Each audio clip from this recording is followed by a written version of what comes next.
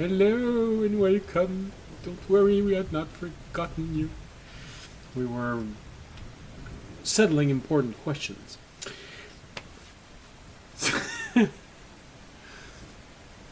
Which, I don't know, maybe you will, maybe you won't see the answer tonight. Nope. Right, Okay. so, welcome. It's a pleasure to have you with us. Welcome to Drakenmemoria. Yay! What is Drakenmemoria, you may ask? Well, it's Dungeons and Dragons.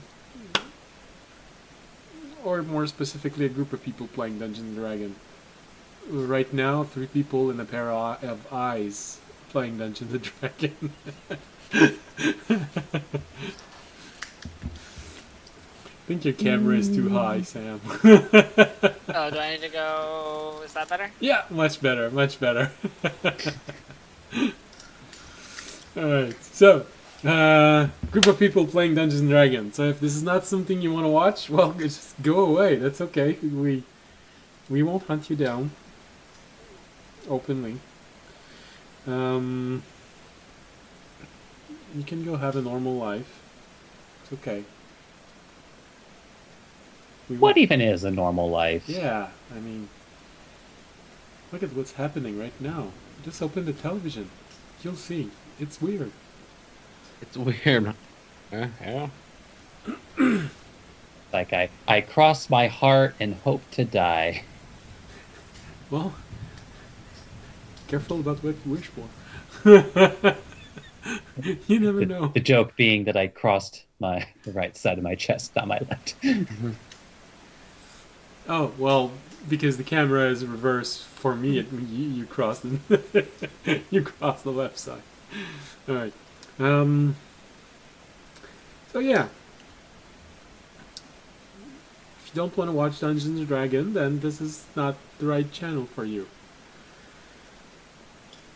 But if you do, well then, it could be the right channel for you. Who knows?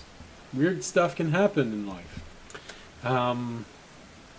And all of this craziness may coalesce into more or less Dungeons and Dragons, or one version of what Dungeons and Dragons can be. To be honest, it probably looks a bit like how you are going to play Dungeons and Dragons if you do. Because we're not all paid actors. Well, maybe all of you aren't. What, you mean you get paid for this? Damn. I'm sorry, you caught me. Yeah. What do you I've mean? been paid You this all whole get time. paid for this? I'm the only one that doesn't get Yeah. paid. Damn it. I'm the only one who's trying to make a living of it, and I'm the only one who doesn't get money?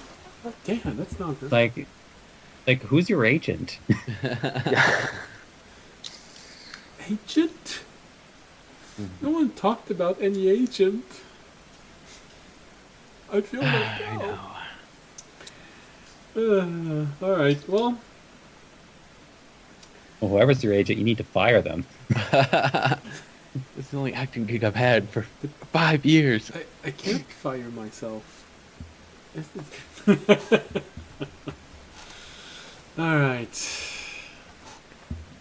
You know, the doctor keeps saying that I need to be kinder to myself, so I can't fire myself. Like, you don't have to fire yourself. You just need to encourage yourself to take a mandatory, indefinite vacation. Wait a second. Okay, so, right. So is that an indirect way of saying you're leaving the group?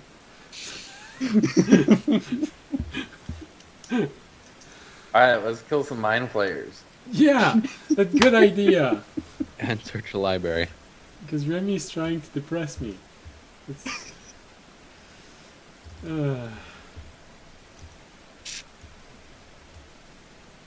Alright. So, with this, what we were saying, yeah, if you want to watch Dungeons and Dragons, you're in the right place, mostly. If you like the Thunderstorm in the background, ambient mixer, if you like the world map, Wonder Draft, of which we have streams on Thursdays. And sorry. If you like the battle map, it's Dungeon Alchemist, of which we can't have streams on Thursdays. because you need to pay royalties if you want to do it commercially. Right, then, we're ready. Let's go. What happened last episode? Just in case you weren't there, or you fell asleep during the episode, or you had a explosive diarrhea that you had to take care of after 20 minutes. In which case, why didn't you just bring your phone to the toilet? Real. Well, some people, they're scared that they might drop it in the toilet. I don't know how they would, but, it's irrational fears. Well, I did drop my Game Boy in the toilet once. Was it during an explosive diarrhea episode? No, I was 7 years old and I had to pee. Oh, well. Oh, gosh. Yeah, there you go. That makes more sense.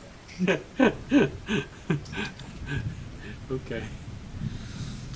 Alright, so, last episode. Our party entered the district where the library with the information they wanted was located. I hope I didn't drop a word in there.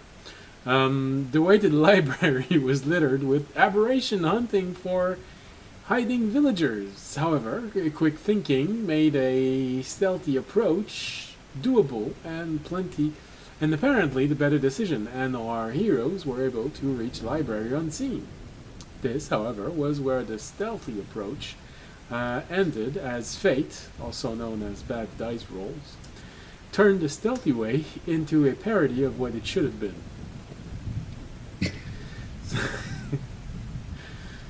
So, hunted in the library by aberrant creature, our party now needs to find what they need while trying to avoid the worst of what is hunting them. Oh yeah, and Remy's playing Spider-Man in the library.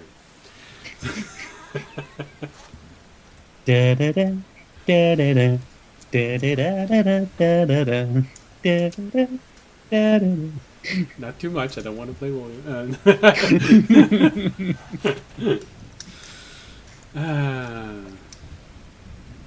Alright. So, with this, Chris Moore, I think I'm tired. Alright. Okay, I think we need to go to the battle map because I believe we were moments away from the start of a fight with the audience, Fisher, and Tobiashi. Would make sense that they would be here and you would be doing something. So audience was right in front because you bumped into them and you gave them a book. Fisher... Still the dumbest way to get a surprise.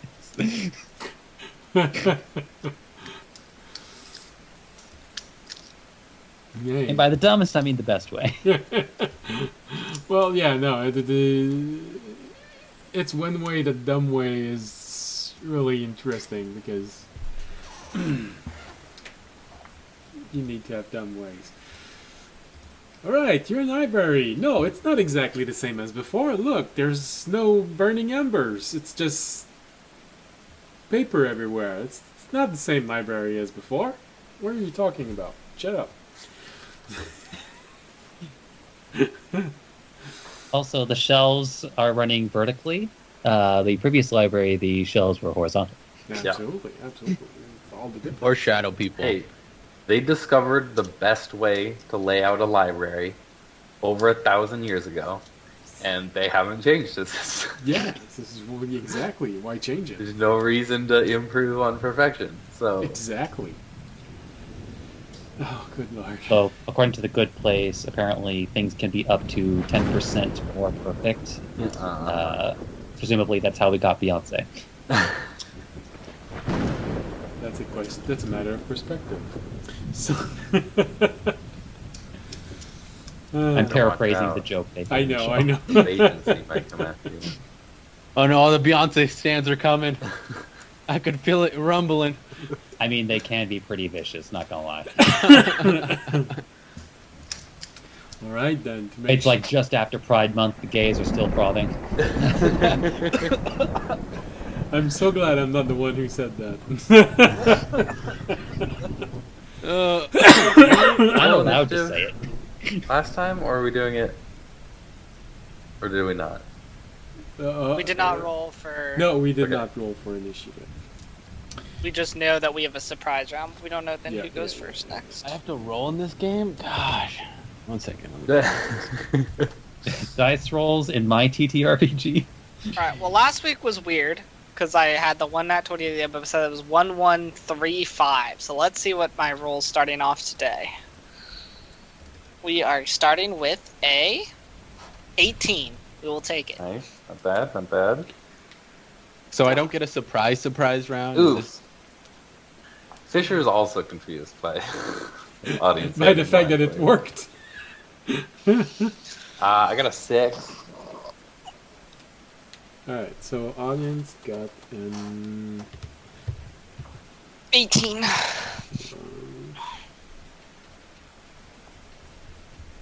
Probably should. audience Roll got just in an case. 18.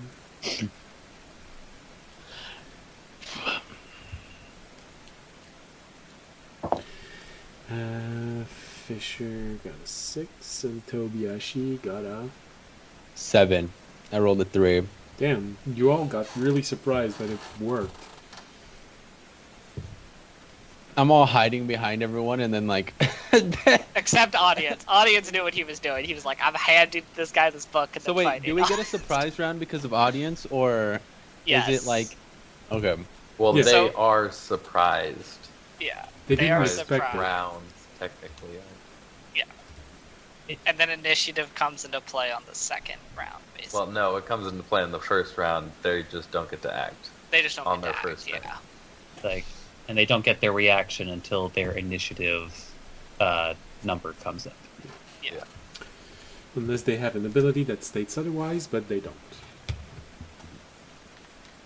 The secret barbarian illithids. Mm-hmm.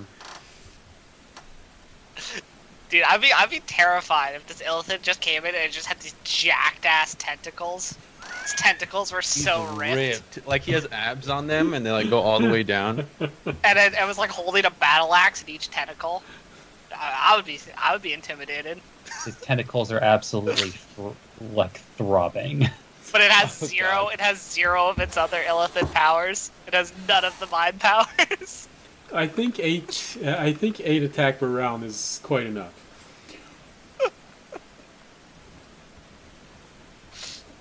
What?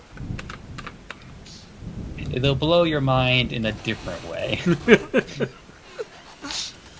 Since I was trailing behind them, would I be behind the mind flares, or would? Oh no, they would have walked into me if I was, huh?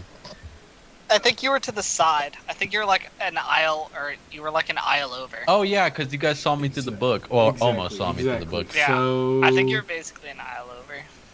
You'd probably be alright. I'm gonna let you decide. Are you on the aisle of 8 and 9? They're closer. Yeah, they're closer to 8 and 9, so 8 and I'd be 9, oh. on 9I. Okay. There you go. Alright. Well, in initiative order, audience, because, it was your idea and you surprised them, you get the first attack. Well, as I ended last episode, we'll kind of cut back in, and as I said, the illithid looks up from the book I just handed it and sees me swinging at its head with the mace. With a and puzzled that look. is what I'm. That is what I'm doing.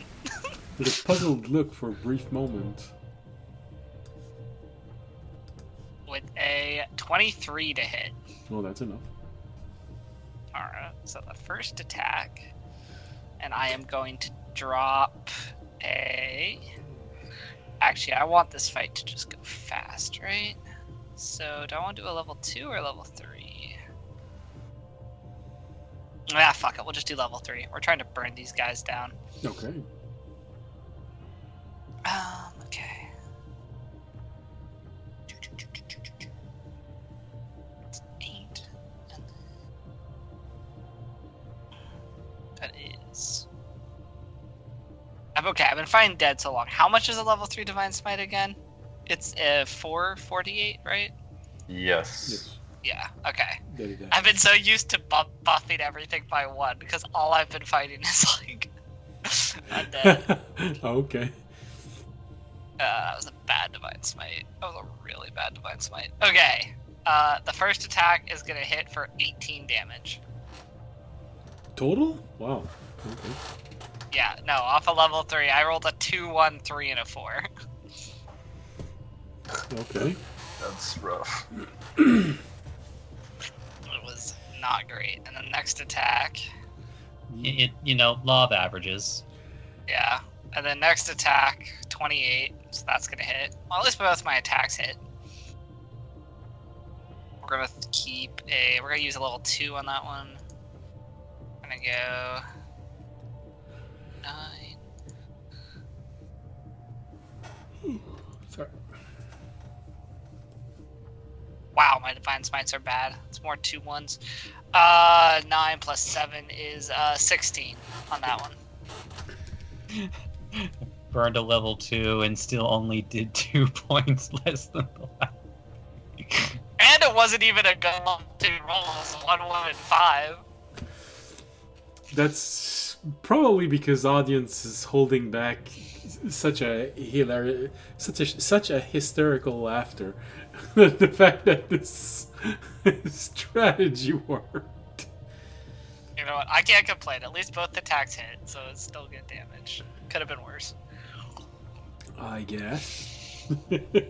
Could have been worse. All right. So the next one is Tobiyashi with a 7. So I have a question. All right, that's your action. No. Yeah. Gods, why am I here? No, I'm kidding. So, what would it look like? Okay, first let me ask the prerequisite to see if this will actually work. Since they're mind flayers and they could talk to you through their mind, basically, does that count as like verbal components for a spell? Or do you have to actually speak it? Telepathy doesn't usually allow for... Casting of spells? Yeah. Okay. Now, Although if I lots were to... of monsters can innately cast spells. Yeah, that don't I'd say require- it depends just a bonus. little bit. For example, if it's something like charm, telepathy would work because it's sending it right to your mind. But if it's, I don't know, fireball, no, you would have to say it out loud or in his language. I kind of wanted to like make them drink as much silk as possible, but don't know if that would work. For both That's of an them. image. Well, yeah, like I shoot my silk down their throat. I mean, I don't think it's Isn't strong that enough like to do shooting that. your soul down their throat? Yeah, I'd feel everything. Yep, just filling them with your essence. I don't. But think other than you that, I want just your wanted to see if it soul was down possible. a player's throat. Yeah. It would be like someone saying, "I'm using telekinesis to shove a sock down your throat." I don't think that. All right, next, I'm gonna shove my fist down. Okay, yeah, I'm just That gonna go. works. Why don't you like stunning strike them? No, that's what I'm gonna do. I was just seeing if it was possible. So I'm gonna go over and get as close as I can to L11. All right, remember you were stealthed. They're surprised, and also they don't see you coming. 30. Oh wait. I have 50 feet of movement. I'd like to get behind both of them actually, if I can. Actually at M12. Well, you definitely can with 50 feet of movement.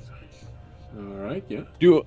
Now, my next question, should I grapple both of them or just stunning strike both of them? I feel like they'll be good.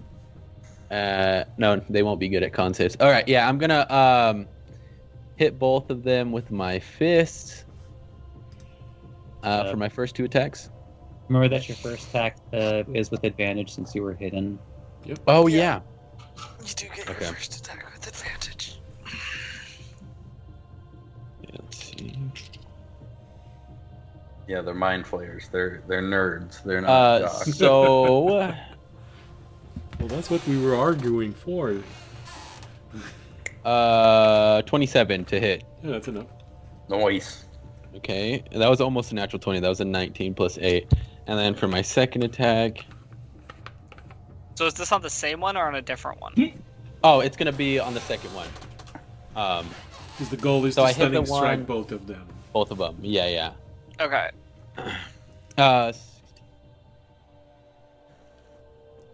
24 to hit for the second attack.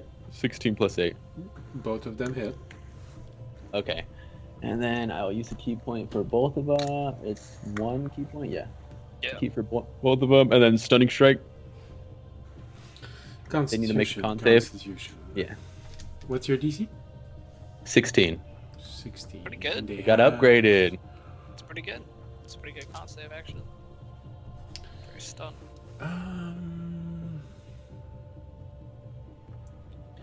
Oh, should I roll the damage? I should, huh? Yeah. Well, You do, you you hit, do, so- you guess do the also progress get the damage. Do no damage matter what I on roll, that. you Yeah. get the damage. So. Okay.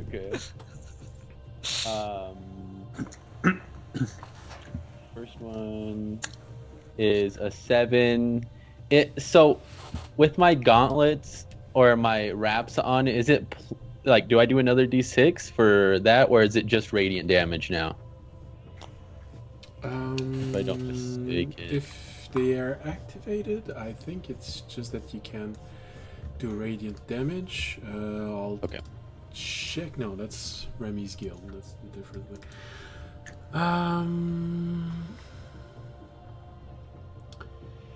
That's the quiver. Oh, there it is. I found it.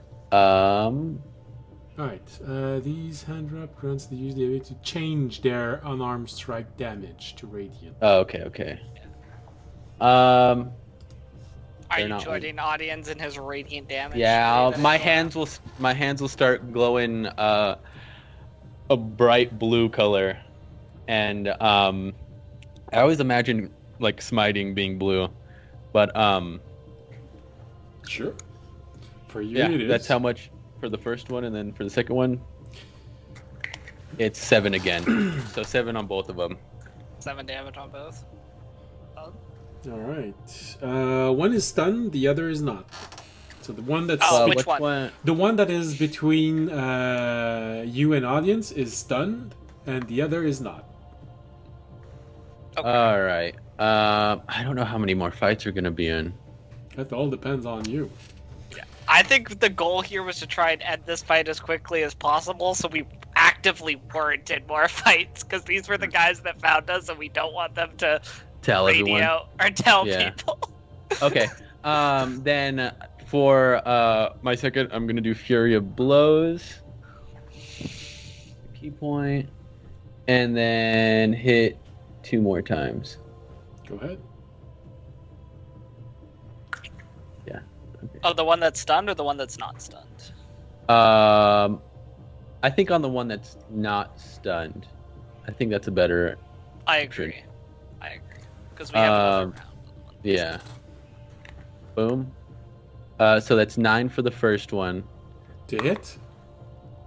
Oh, I didn't roll the hit. God, I'm so stupid. Well, it's 9 damage if you Instantly hit. damage, guys. Okay. It's instant damage. It's 9 damage if you hit. We'll see if the 9 sticks. 20 unnatural. Yeah, Well, okay, let's that see. hits. Okay, so 9 damage, and then the second one to hit is 19. Oof, yeah, that works. Okay. 12 plus 8. And then that damage is 6, but also I would like to do a use another key point and use Thunderous Punch. He needs to make a strength saving throw against my DC. So higher than a 16. Hold on. Elithid's not known for their strength. And they could be the buffest boys in the library. They start. He's shredded. Like it doesn't even look like it with his cloak on, but underneath he's just ripped. I kind of want to make Elithid barbarian now. I want to do this at some point. Not for probably an actual campaign, but for a one shot maybe. Are you looking for the thing or? No, I just wanted to look if I'd written that it makes a boom. It doesn't says that it makes a boom, so it's fairly subtle. All right, so you said strength roll, a strength check? Yeah, just the strength. Oh.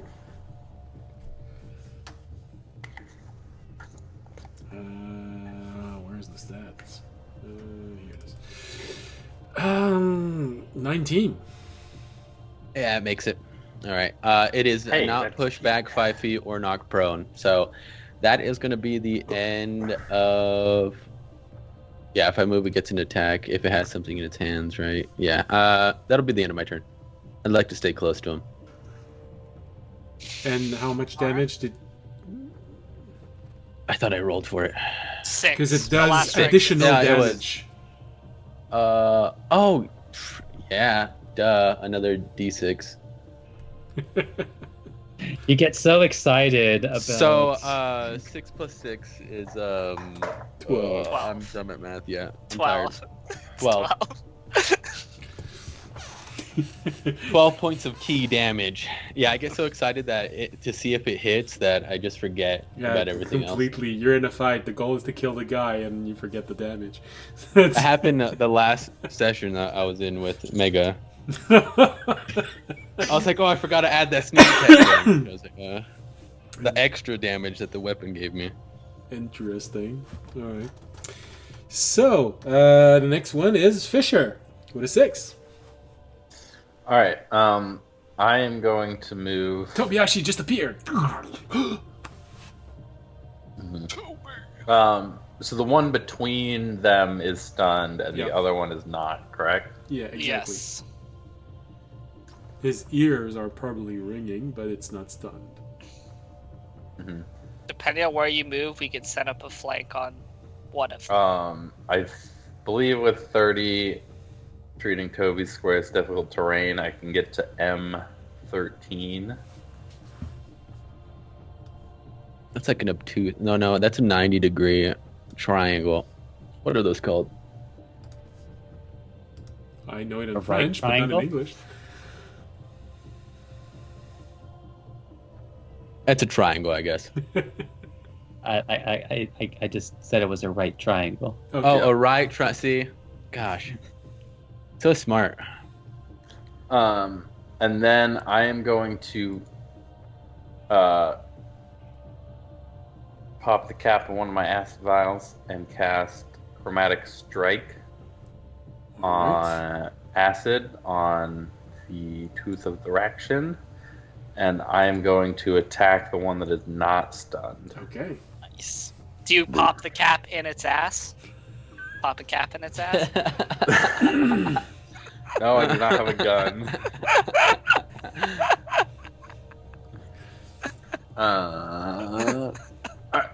That.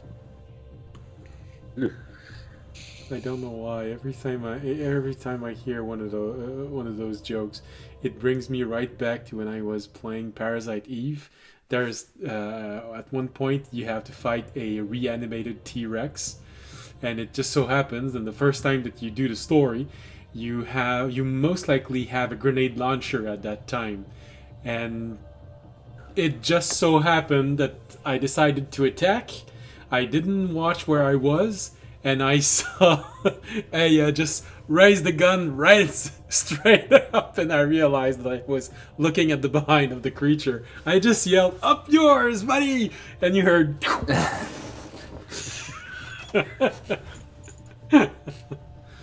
Cheap and unlocked. That is a 30 to hit That's enough. for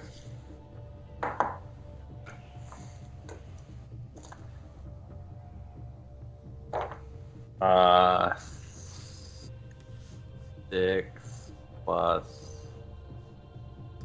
7, 13 slashing damage and 4 acid damage.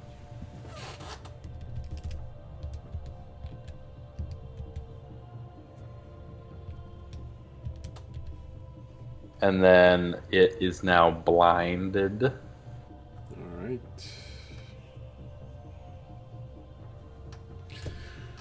So I will make my second attack with advantage Go ahead. and use Great Weapon Master. Hit it. Hit it hard. Maybe? 16? that's exactly what you need. Oh, sweet. 4. 7. 24 slashing damage. And 3 acid damage.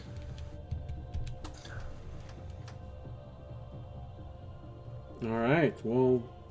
And then I'm going to action surge. Alright, well that one definitely injured him. As you strike him while he's blind, there is a splash of blood that follows your sword. So he's injured. And I'm going to attack again with advantage with Great Weapon Master. That's a 17 to hit. Oh, that's enough. Good old advantage. Not giving me that one. 26 slashing damage and 3 acid damage. God damn! Nearly bringing it to its knees. And then my last attack with advantage and Great Weapon Master. That's going to be another 16. Well, I feel like for the last 2 episodes, 16 has been a recurring roll. Because that's what they kept rolling to find you while you were walking through the streets. Mm-hmm. 16's a pretty cool number. Yeah, I know. That's a pretty cool number. Yeah. Especially when it's a workout for a 16 and not a not workout for a Yeah, 16. exactly.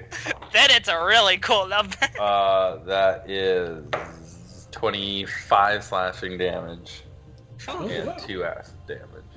Well, that second hit as he falls to the ground, you just give him a little more of a... And the acid damage takes over, and you see his body sizzling a little bit more. He's down. He's doing death save. Hell yeah. Alright. And then that's my turn. I don't get my bonus action attack from doubting him because I used it to cast a spell. Oh. I think it's okay. We got a hurt, stunned Illithid in front of us. Yeah. Yeah. And the last one to go would be Onak. But he's stunned. Can't do much. Alright. Guess he's not gonna use magic, because who knows how many enemies you might have to deal with. Come on, Ornak, punch him. Punch! Heard his bark is worse than his bite. I don't know, what are some plant leaf slice? That's a I spell. didn't play a lot of Pokemon. That's a Razor spell. Whip? There Razor you go. Razor Whip? Ivysaur used Razor. Alright. Not that I played Pokemon either, I just... No, Vine absolutely, Whip, absolutely. Razor Leaf, Just like me, I never Is watched Absorb the Life? Tornado. I never watched the Absorb original Life works. anime. Never. Don't know what that is. Gotta catch him. Oh, sorry. I really don't want us to get struck by Show Pro. Alright, well, he's gonna use a good old... Well, his equivalent of Shillelagh. Let's go. Because now he's got a pretty decent bonus when he's hitting, so. Smack I like him to up. think he's pretty used to getting shillelagh'd. Alright, Nice. remind me. It's. You can always count on you.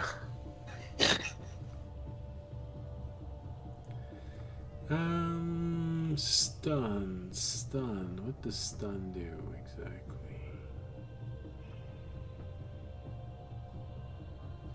Come on. All right, here it is.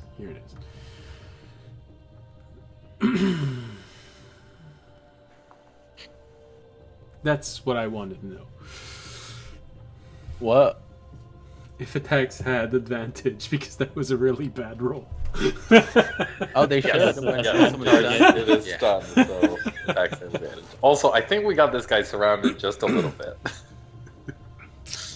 Just a smidge. Yeah, just, tiny bit. Alright, well, the fact that he has a decent plus no longer applies because that went from a 4 to a 20, natural 20. So. Let's go. Let's go. Which means... Bully the nerds. These Corner nerds really of the walked in library. on us. I really handed them a Shit. book, and then we beat the shit out of them. Yeah. You drop this. Honestly, totally different fight if we don't surprise them. Yeah, Very different fight if we don't surprise them. they probably would have both had a chance to try and psychically... Yeah. Dual mind blast. It would have been the opposite. It would have been. They would have got mind controlled and started killing me. Yeah. As usual. I don't want to be mean, but as Yeah, usual. I mean, that's usually what happens. Toby's nightmare. He turns the corner. Fisher and audience just turn towards him. Sword Eyes drawn. are just both red, like piercing. I'm just like, oh god, not again. Like, hey, nerd. Wait. No. Audience pulls out another potion from somewhere. I think he just has more of them. It's time. It's time. Alright, well, he does a total of 16 points of damage as he slams both of his arms and on the body of this poor creature, nearly pushing him to his knees, but not, so he's not actually injured, but he's still stunned. Until the end of Tobiashi's turn. Is that it? Tobiashi's Yep. turn? Okay. Yeah. Yep. Alright. So we basically get a full another round on him. Well, it all depends because it's audience, then Tobiashi. So who knows? Maybe he'll well, that's be true. I I thought don't- Toby was lower. maybe he'll be active for his turn. But for now, I don't know. Remy, do you mind if we try and finish this fight within the next round, or do you want to tell us what you're I doing? will see what they can finish in 2 rounds. Okay, let's go. Audience, it's your turn. All right, audience is gonna attack with advantage. All right, that's a 16 to hit, Damn, that's Which- exactly what you need. which is what I need. So, honestly, Audience is we're still gonna laughing save by some because spells. it's- So we're gonna use it's a done. level 1. Also, my rolls have been terrible with Divine Smite anyway, so let's just... that's... Okay, 7 plus 8 is 15. So, 15 for my first attack.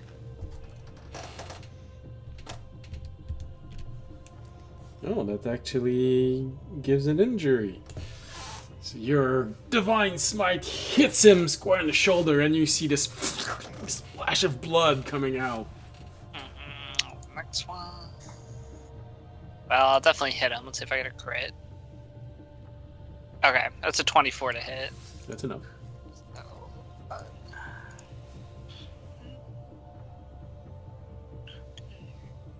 Nope. Wait, not that.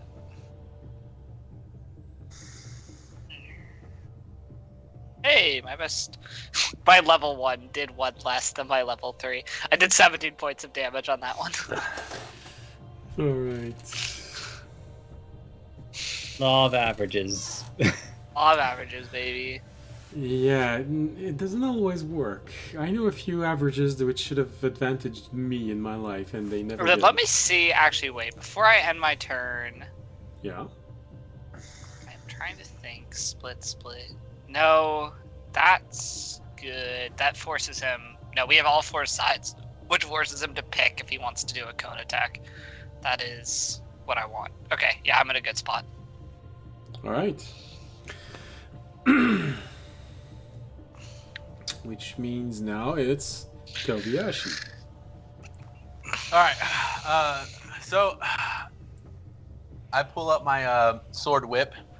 It clicks into a long sword, and I'm going to slash it twice. Go ahead. With my great sword. I get long sword. Long sword. Yeah. Long sword. Yeah. Sorry. First hit. With advantage, right? Yes. He's still stunned. Mhm. We're also definitely flanking him. Yeah. Yeah. Well, that's a natural 20. I Okay. kind of wasted that, but it's the damage is we just double it, right? 12 doubled. You double 24. rolled Double roll, okay. dice. So if your normal attack is a d6 plus 2, well, you roll 2d6 plus 2. 23. 23. It was a D10 plus 6. Double-handed it. Alright. How's it looking? You said 26? No, 23. 23. Well, you definitely nearly bring it down to its knees as it's bleeding from everywhere. You might actually be able to kill it. Yeah, I'll use a stunning strike and hit it. Okay, 2 more times. Well, stunning strike needs to be with your hands. Oh, I can't use my feet? Yes, you No, can. stunning strike could be Use used with weapons too, as long as they're monk weapons. Oh, these are. I think the longsword's something that I got with the feet. If that doesn't count. Well, no, it's like, wait, was it already in longsword form? No, I had a Oh, whip it. we talked about this. It's yeah. a specific weapon. Yeah, Like, yeah, so yeah. technically, if you chose it as your monk, like your weapon thing, it is considered a monk weapon for you. So you can stunning strike with it. Oh yeah, because it's the only weapon that I've been using. I remember having Okay. this conversation like a month back or so. All right, I'll hit it twice with it again, and then stunning strike one of them just in case. Well, First, let's see. start with the first one. Yeah. 23 to hit. That is enough. Okay, and then the damage is 11. Okay. You strike it. The sword goes through his shoulder and all the way through it, hitting the floor, and you just see him seemingly lose consciousness with that hit. Take the sword out, and you see this of blood coming out. It's down. All right, it's hit. unconscious. It's unconscious. Hit him again. Sorry, brother. All right. I think we can leave combat if they're unconscious. I don't think we need to go through enemy death saves. 26. I mean, I would rather just, do a quick double tap, though. Yeah, No, yeah, I 20 mean we can do a quick double tap. That's 26 to hit, and then Oh, that's 8 damage. fine. That's It's- okay. it It doesn't counts. matter. It counts as a critical, so it's 2 death save failed. Yeah. All right. Which means we go to Fisher. So Fisher, you Oh, have that's so hard. It's a natural 20. Get back. Fisher, you have a very important decision. Each one of them took damage while they were unconscious, so they're both at 2 failed death saves, so you have to choose. Do you kill one or both of them? I think I'll do both. After much deliberation. Well, I roll. think. So long as you don't roll a natural 1, I think you're gonna kill them both. You also would have to roll 2 natural ones, I'm pretty sure. That's a 27 to hit, and that's 29 to hit. All right, you take the time and just. Ugh. Didn't have time to do anything. Yeah, that's how you Alright. finish a fight. Oh, another mind flare body. Sorry, never mind. We have something to do. Real quick, give Toby an audience high fives. Let's go, go, team! Onak is just sitting there like, That's what I was thinking. It gives audience and Tobiashi a high five, and you see Oruna going, "Oh, yeah, sure, good job. Good." Good. Yeah, wish Remy was here.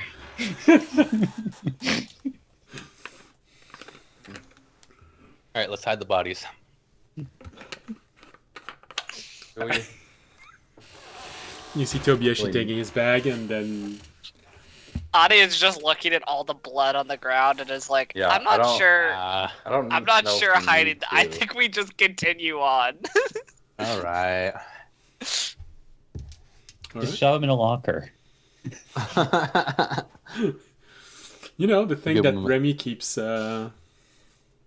exploring, find one. Here. Put it in there. I got you guys. Audience is Atomic gonna wedgie. prop them both up against the bookshelf and give it the book he originally handed it and put it in their hands and make them look like they're reading together. There you go. Both sunglasses. There you go. Just do They're a full just weekend fine. of They're them. just having a nice little reading sesh in the library. Okay. The book is upside down. Well, didn't you know? That's how mind flayers read, you know? Dude, they're weird. All right. What I forget what we agreed before. Were we going up to the 3rd floor? We were, Yes, right? yes. Yeah. Because you didn't quite get the answer you wanted, and you thought that there might be something interesting. Oh, right, on the genealogy Yeah. about. Yes. Okay, I remember. All right. Well, if we want to go back to Remy, I assume that's where we're all heading. It would make sense. So, Remy, you don't know why, but it feels like something happened in the library. Never mind. All right. So,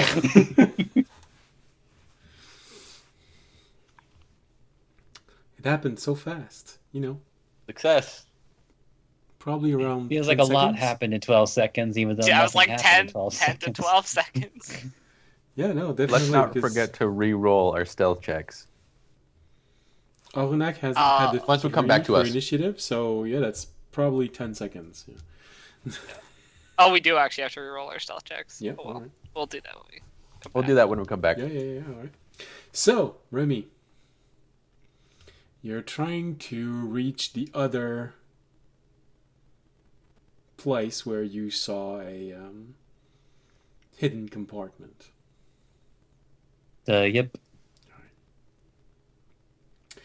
Making his way across town. All right. If I remember correctly, what was your stealth roll? I think that was it. He's invisible. 30, I think. Oh no, that's right. You're invisible Yeah, 30 and invisible. and invisible. All right. Then. I cannot be seen, and unless they have a really good perception, cannot be heard either. All right. It sounded like a Kenku was walking around here. They know with the purple jacket. Oh my god. Must have been the wind. It must- Fart noise. Then suddenly Remy leaves and go, where's the wind? Alright. So, you do your best to make your way to where you saw the little compartment. Make a right, make a left. 2 rows down. You turn and you have this moment of Oh, that's right, I'm invisible. Oh, jeez. You see this mind flare right in front of you, quite literally 3 feet in front of you, just as you turn this corner. I'm invisible, that's right. He seems to be paying attention to his surrounding. He's looking for something. Or maybe someone. Ba-bum. Ba-bum. Alright, what did you do with him? You try and kill him stealthily, or did you just keep on going? I keep going. I'm not going to be able to outpace a mind flayer by myself. What's wrong with you? You know, I don't know. I've had players try it before. Maybe if I was a level 20 rogue, I might be able to take a mind flayer on by What? myself. You mean that with a critical hit, you can't do above 100 hit points of damage? Come on. What kind of rogue are you? One that can't One that will guarantee a live to critical see hit. tomorrow.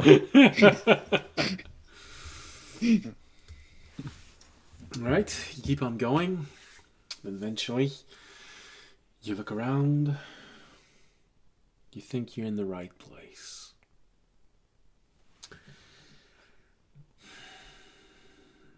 Well, start your investigation. Do do do do do do do. You take a peek, make sure that the mind flayer isn't coming your way. Okay, that's good. He's leaving. 27. All right, that's pretty good. So, take your time. You have this moment where doing the same strategy, I imagine, pulling on books just to see if one of them is going to unlock. Probably starting from the bottom. Start at the bottom, slowly going up, and then eventually you have this moment where you grab the book and you pull it, and you look at the book as it's pulling, and you see a mind flayer looking at you, just looking at the book moving. And he decides, no, that sounds like ghosts. And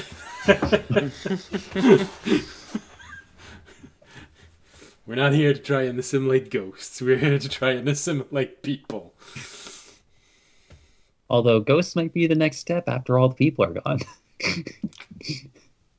Maybe interesting. You know, gonna have to try and make a ghost slot so he can actually infect ghosts. Man, that would start to be a vicious campaign.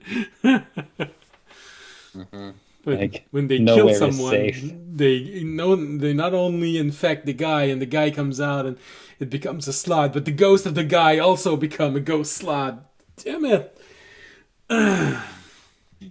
Will this cycle ever end? Well, you know the answer to that. It lasted 7 cycles. It's history.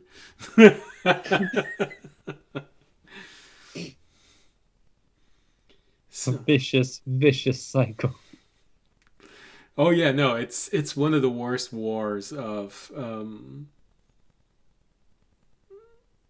that the world has known. Although the first war, the first war that involved most of the world, the Corunal War, involved most race in existence in your world. This one was more brutal, but it only involved the northern hemisphere of the world. But it was more desperate, more hopeless as a war. Sucked to be them. And it's nice that you don't have to. Yeah. When you wake up, you go back to your world. Too bad. Oh, darn. I don't get to experience one of the worst wars in history. All right, so you go Oh, through the book. darn. You know, I know it was on your bucket list, but it's just how it is. Anyways, you couldn't have lived through the whole thing. It lasted 107 years, I think. I'll have to check my note, but I think it lasted about 107 years. 107 Years War. It's because they go through cycles. It's 7 year of expansion, 7 year of stagnancy, and 7 years of losing ground, and then the cycle restarts.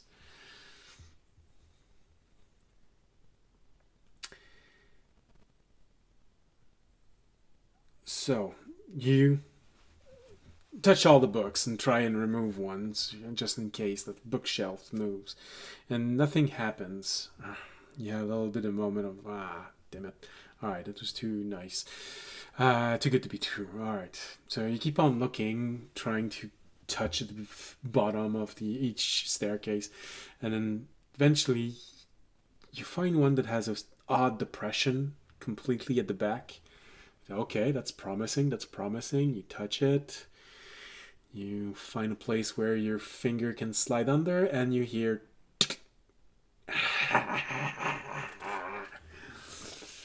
Two and two.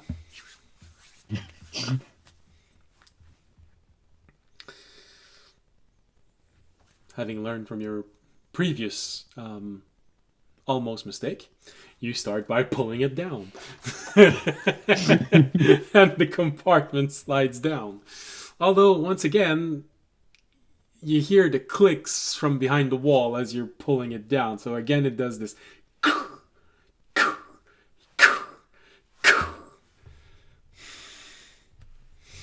Alright.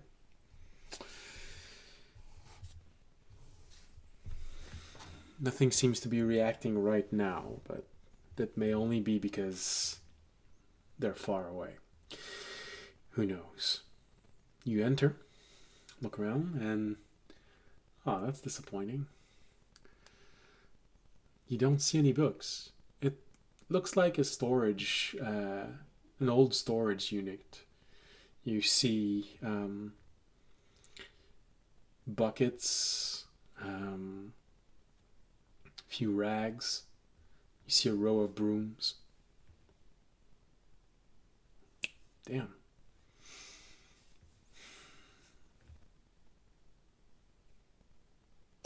Back of his mind, really secure broom closet.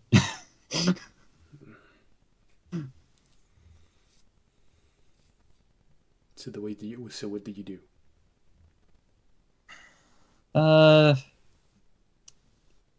Well, since he didn't hear any fighting noises happening in a different part of the library. Well, you're not sure, but it happened so fast. You had this moment of, what? Huh. Okay, no. Like, at least give it a once through in case there's something more to this room than meets the eye. All right. I'm giving you the choice between perception or investigation. Investigation meaning that you're really going to be rummaging, moving things. Perception, just taking the time to see if there's something that you can see or hear that feels out of place.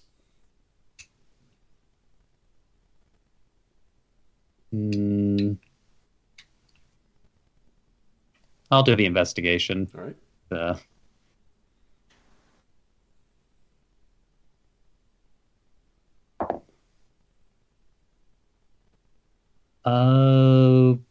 Only 23.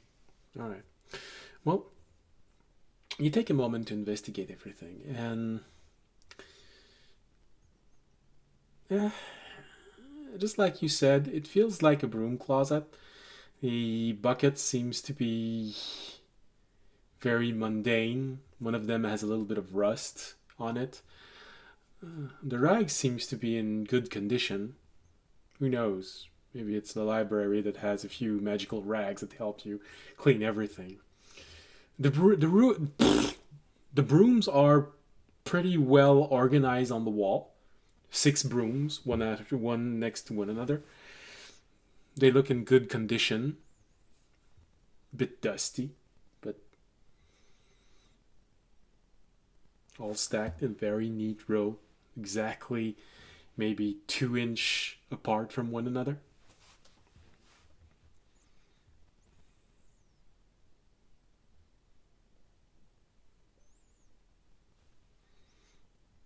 On its own, it doesn't feel like anything's very impressive in this room.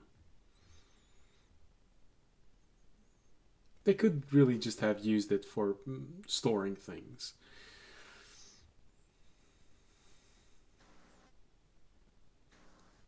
Yeah. It's like, well, if he doesn't like really notice anything novel, the But like I said, the bucket seems to be pretty mundane. The rags look in good condition, but rags rarely have enchantment that are noteworthy. Fisher's rag is probably the handkerchief of murderous intention are probably the two handkerchief rags or things like this that are the most impressive you've ever seen so far. And the broom, well, other than being very neatly placed on the wall, they look like brooms you'd use to sweep the floor.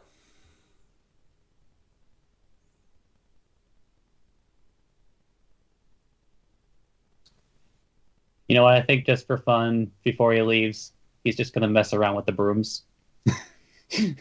What did you do exactly? Like it's like I mind you, I don't know exactly how they're being hanged. If it's like with like little indents that are like keeping them like adhered to the wall, but basically if he can, he'd like to see if he could just like put them one alternating. It's like one right side up, one upside down, one right side up, one upside down. Yeah, it's sort of a small hook, so yeah, it's easy enough to do. You just reverse them in a different order. Yeah, that's feels better. You feel that feeling of satisfaction as you put a little chaos in order. Just a very small Raimi was here moment. Yeah, absolutely. All right. With that bit out of the way, so Raimi will make his way out, and I think there were only two of those kinds of rooms on this floor, so I think maybe he'll just Spider-Man his way up to the third floor. All right. So, leave. Do you close the compartment before leaving, or do you leave it open?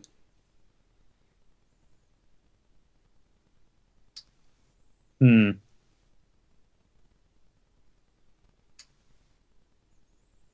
Well, I guess that depends. Does it look like it will easily go back to the way he had it? I mean, it's probably going to make a little bit of noise, the clicking sound that you've heard as you push it back up, but other than that, shouldn't be hard. I mean,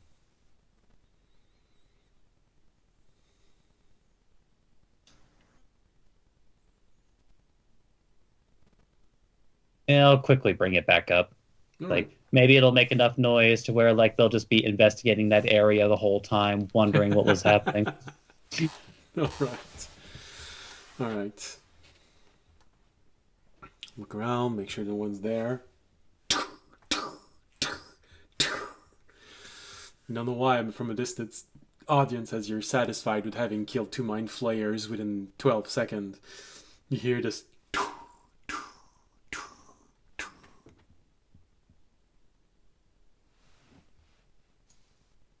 Okay. You hear Hogunak go, hello?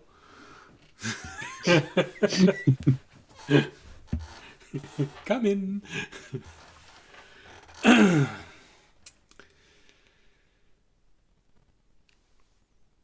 Although I guess I should have said it with a bit more of a creepy voice. That's a reference to Reboot, when she hexadecimal is chained to a Megabyte's torture device, and Scuzzy arrives and just knocks on the grate near she is. She just answers just so candidly, "Come in."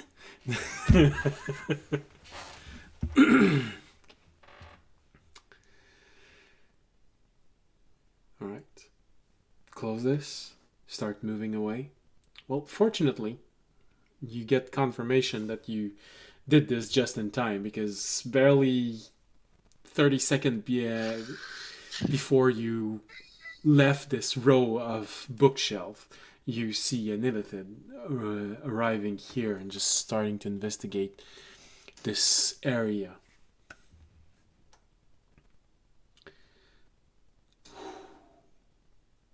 Inside his mind, whistling.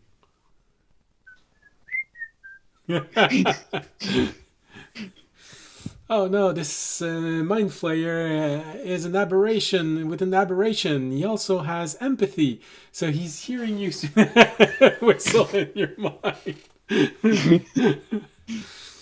All right. Wow, wouldn't that just actually be like the?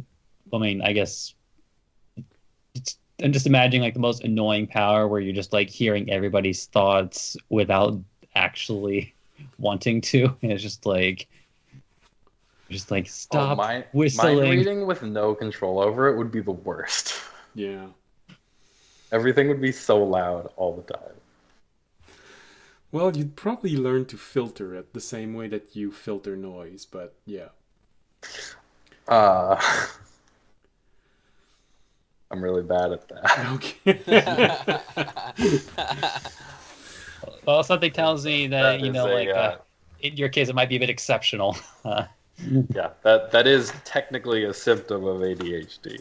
Also, so Yeah. that's what my head sounds like all the time. Anyway, it's just my thoughts. So, That's okay.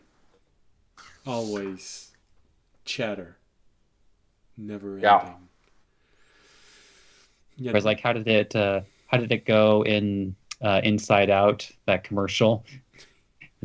I was going to say Come in summer. well, that's also a symptom of having a very, very active imagination. So, I'm feeling you. Do you have any idea of the chaos in my mind when I start building a world? God damn it. All right. With combat avoided for Remy, turn around and he leaves this place. Audience with the rest of the group. Okay. Gotta get to the 3rd floor. Make your stealth roll. Stealth roll.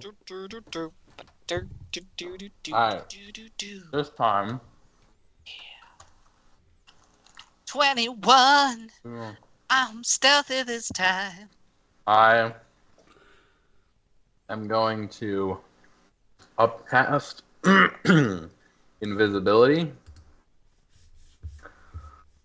with a 3rd level slot Okay. that I can use.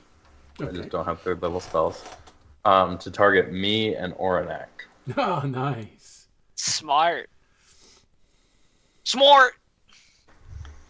Because he's pretty proud. you Oh know. wait, I guess Magna's still here. Isn't he? Okay. He's pretty With proud of that- himself. He rolled a 14 in total. So Okay.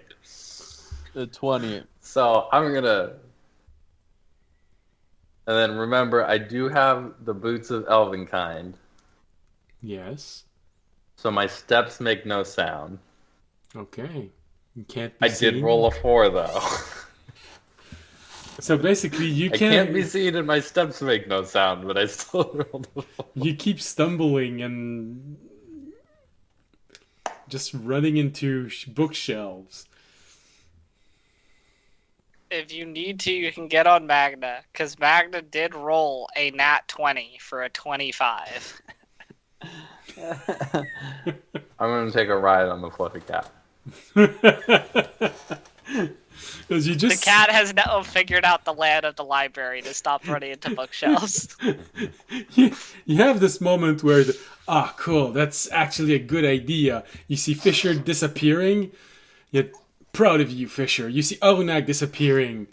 Arunak's doing actually a pretty good job of not doing anything to make him You know what it himself.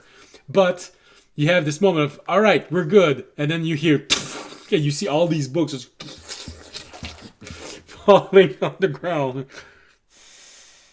Get on my cat, man. First time I've used the spell. It's weird being invisible. It's okay. You know you want to ride audience's pussy. Unnatural 20. Okay. All right, that's actually a good stealth roll for our group this time.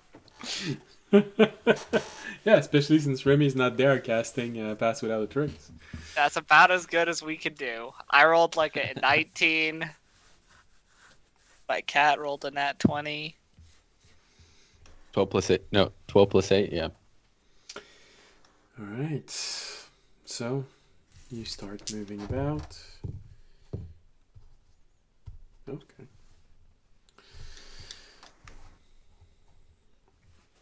Moving through the libraries, you consult the map that you took and have this moment of, see? I knew I needed to have that map with me. The orb would have made light, so people would have seen me. I did good.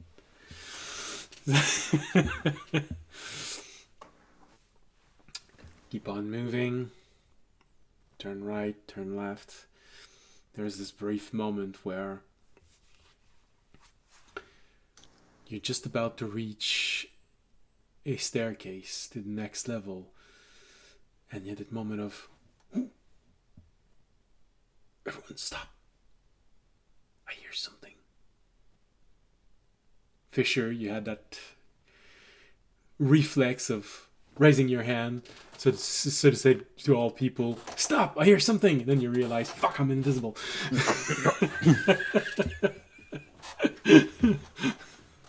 You grab audience by the ass.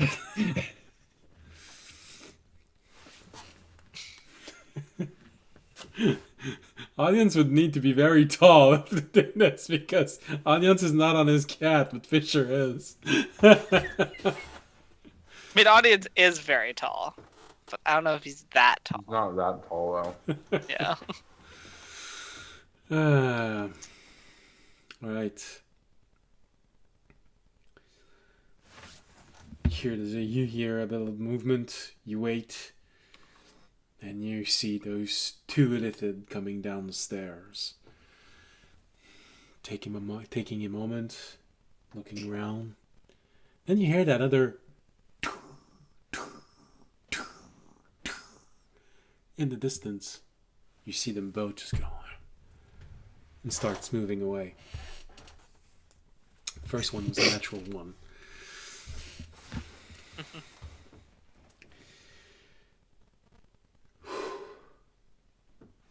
Go up the stairs. Find yourself on the third floor. Consult your map. Brief moment. Look around. Alright, start moving. Tobiashi, you have that moment. How is he so lucky?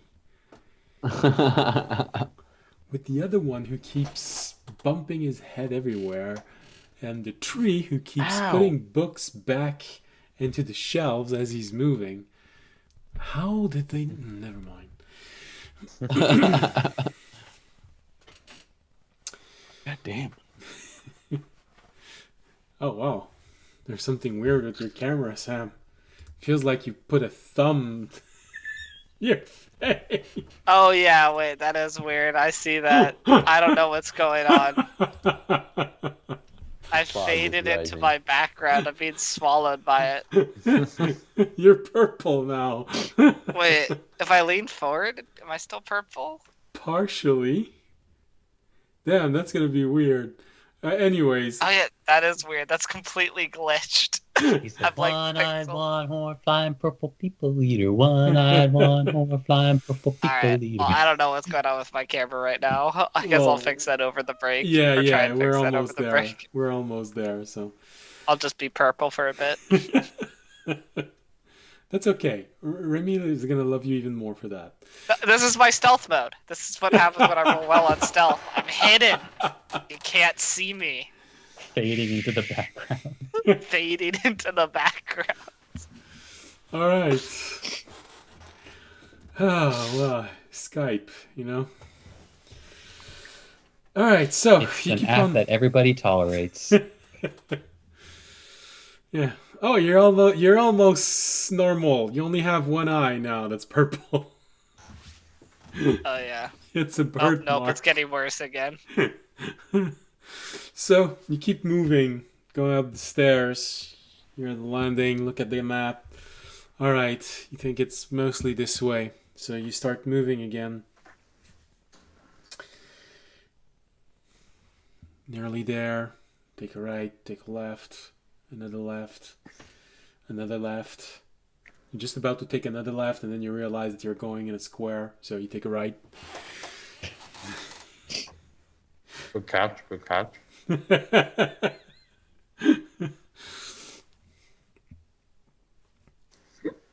Just as you look at your map, right, we're here. That's good. Close the map. Look forward. You see this illithid at the end of the row. You have this moment of, oh goodness, nobody does anything. Maybe he won't see us. He's looking away. And he starts moving away. You have to stay maybe there unmoving for a good 12 seconds, if not 18. Okay, that's good. He's leaving. It was a total of 9 that he had for his perception. And if you too join the dragon religion, your enemies will also be unobservant of you. All right, you arrived at the section. Good. All right. Genealogy. Ah, jeez. Such a dry subject. Luckily, this one should not be that hard to narrow down. Yeah. Because we can find the very specific people that we kind of need to look at. All right. So, you grab a book, you pull it.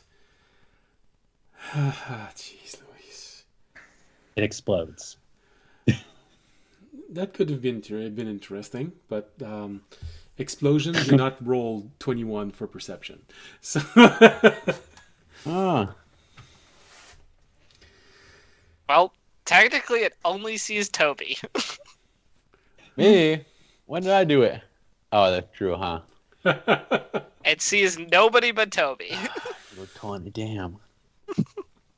So you have this where you're following audience and he takes the book out, and just as he's about to start reading it, you realize that you're staring right in the eyes of an illithid on the other side of the bookshelf.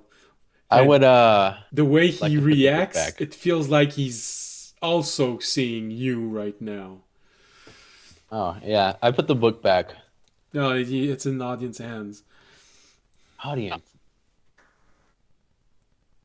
Audience can audience tell that it only sees Toby and not him?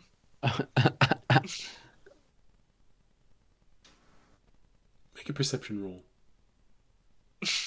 No, actually, that would more be insight. Right? Yeah, insight. Yeah. Which I don't think is going to be any better for our audience. 11. It's slightly better. I usually roll a 10 on perception. Okay. Well, you have that moment of, oh God, he's there. I think he's looking at me. No, he's looking at Tobiyashi.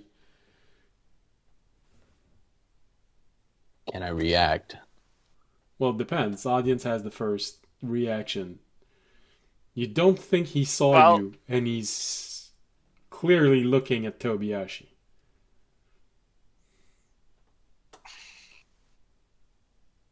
Well, his eye line is through the book, and if I break his eye line, he has to come around and re-roll perception. So I'm going to put the book back, since that's the way he saw Toby. I'm going to tell Toby to move, since he saw nobody but Toby. I'm going to point to Toby and be like, go to a different aisle. Yeah. Try it. Yeah. Yeah, I'm going to silently point at Toby and just be like, go to a different aisle. Everybody run. No, we don't need to run. Just go to a different Alright. aisle. I walked to a different one. No running in the library. Tobiashi, you hear Orunak say, well, now you gotta lose him, because you're the only one he saw. Good luck. Yeah. I start running. No, I move to the next aisle. Alright. All right. Audience is gonna find a different book to read while Toby does a little hide and seek with the illithid. Well, you have this moment of, I think we're good. You see the illithid just entering the row where you all are, and you have this moment of, I say, Freeze. he looks carefully, and you see another one joining him.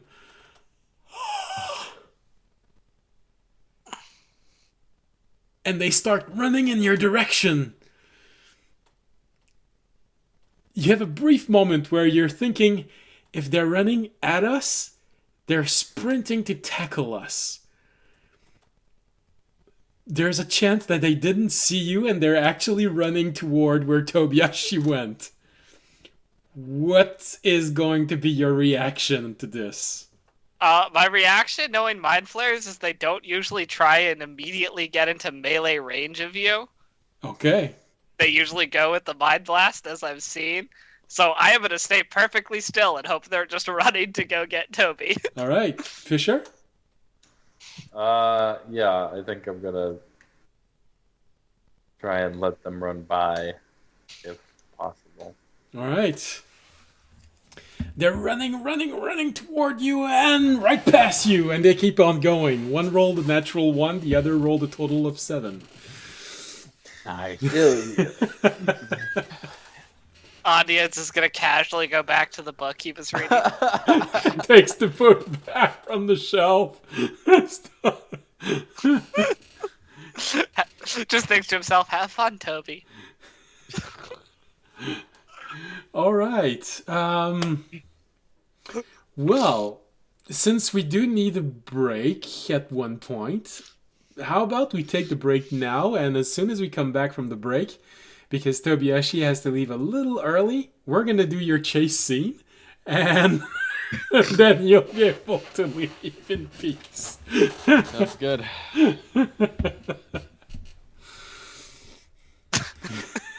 Welcome to Acme Libraries. No, it's really weird. You know, I rolled a natural 1, a 6, and then a 17 on the dice. Then I rolled again, it's natural 1 and a 4. Okay, well, that's just how it is. Sometimes the dice actually likes you. I do like that Toby, who definitely has the best stealth out of all of us, is the one being chased with the rest of us. I was they like, didn't see. you know, I gotta cut you guys some slack sometimes, I guess. It just... I also like To be fair, Tobiashi, you can probably blame Orunak because he's the one that makes the most noise, but he's invisible. So of course when they're going to look in your direction, they're going to see you. Yeah. All right. I also just See you in love the 15 image minutes. of just like a giant cat on.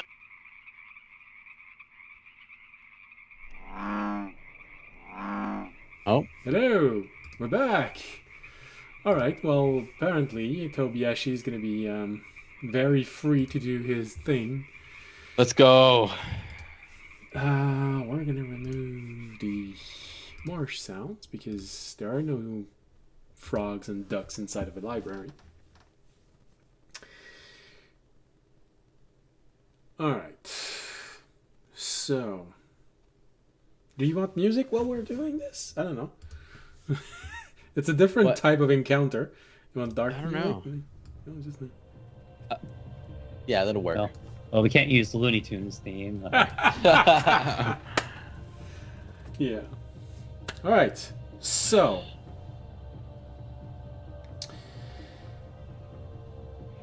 you see those two illithid starting to run in your direction. You barely had enough time to reach the end of the row. And then you have this moment where you're gonna have to decide whether you go left, right, just keep moving forward. But for all of this, I think it is important that we roll initiative, Okay. because they are going to be able to do things also. Oops. So that's one of them. It's the other one. Meaning that they... I rolled a 12. Alright. Just so that I see it more. Alright. And I have their initiative. Since it's just a tight group, I rolled initiative for both of them separately. Alright. So, one of them has a better initiative than you, but the other has the exact same initiative than you. And I'm pretty sure you beat them in dexterity, so this means that one of them goes before you, but the other one, you go half a second before it does something. Okay. So I'm 50 feet away from them at the end of the thing, or I'm just at the end of the thing. They had to go around, start, so yeah, you have basically a full round of movement in front of them. Okay. Go up, there, here. What's your movement? Is 45 or 50? It's 50. 50, so you add another 15 feet for them, because they had to go around, and they just ran past Audience, Fisher, and Oleg. So you actually have 75 feet in front of them. Alright, so one of them... Get mind blasted. Hold on. Where is it? Well, I wasn't gonna start with that, but you're forcing me to read this carefully. Alright. Well, good thing I just said how I said it, because it has a 50-foot cone range, so 60-foot cone. So you're just 15 feet outside of their range. They need to catch up to you. So one of them is going to run. No, actually, he has enough time to get in range. Oh, that's mean. Because he has 15 feet. Yeah, one of them has enough. All right. But is he... Yeah, he's gonna attempt it. He's gonna attempt it. If he can immobilize you right there. So... Okay. He's gonna move up 30 feet and use an action to try and mind blast you. Intelligence saving throw. Oh no, my mind is being blasted. You said intelligence? Intelligence.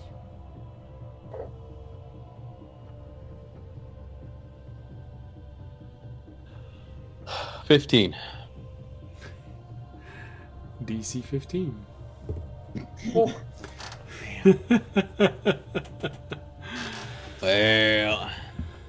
All right. So just as he arrives in range, you hear that.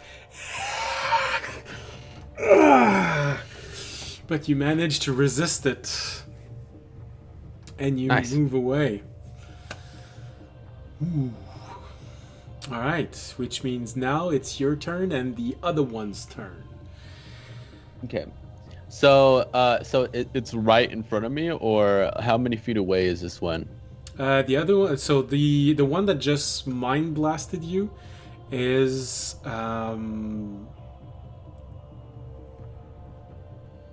third. Hold on, my mental math isn't quick enough. 75 minus 30. 45 feet away from you. That's the one that's the closest. Alright, I'm gonna take this as a note. The first one is 45. And the other one is at 70 when you reach when it's time to do something. So you go just half a second before him. So the one that's the closest is 45 feet away, and Okay. the other one is 70 feet away. And I gotta decide left or right. Yeah, you got to decide where you're going. So here's the thing: you're inside of a library. On its own, it's not that hard to try and lose someone, but there's the sound of you running. There's the fact that they will see where you went, and you have to make a new decision immediately. So this is why it's going to become slightly annoying, because you could technically leave their line of sight, but also they might know exactly where you are. All right, so And the mind blast doesn't need to be line of sight. So if they get into a row, one bookshelf row, and they just mind blast you, if you're in there, you'll have to make your save. okay. I right where I'm standing. Before I make my decision on right or left, I am going to pop a smoke bead right at my feet. Something I've been holding on to a very, very long time. All right. And then, so it says it obscures me until the end of my next turn. Yeah, it's a ninja. Smoke bomb. Yeah. So pops, cloud of smoke comes out of nowhere, and then I go left. And as soon as I go left, behind the bookshelf, I'm going to crouch and stealth with my action. All right. Does it says that it's an action or in? It's a bonus action It's a bonus to pop action. it. All right. All right. Yeah. So, bonus action to pop it, and then yeah. So I, instead of like running down that way or running down that way, I kind of slightly turn behind the bookshelf that is in between us now, and I hide. Okay. You roll a stealth roll, right? Yeah. Go ahead. Okay. 19. Plus 8. Okay.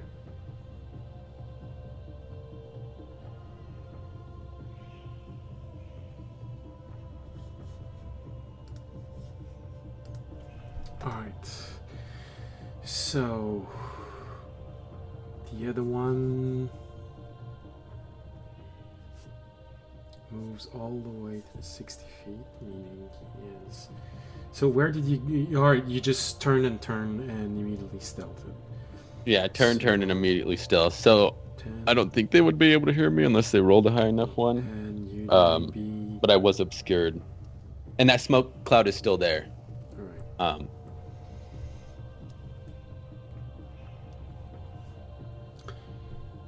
All right. So the other one gets to decide whether he's going to go left or right. Didn't see you. How much did you roll for your stealth? 19. 19. And what about the other one? Okay. Okay. So he's doing this blind. So odds, right? Even. So he's gonna go. All right. He gets to the intersection where you were. He's takes a moment, looks around, and decides to go left. That's what the roll said. Mm-hmm. The other one.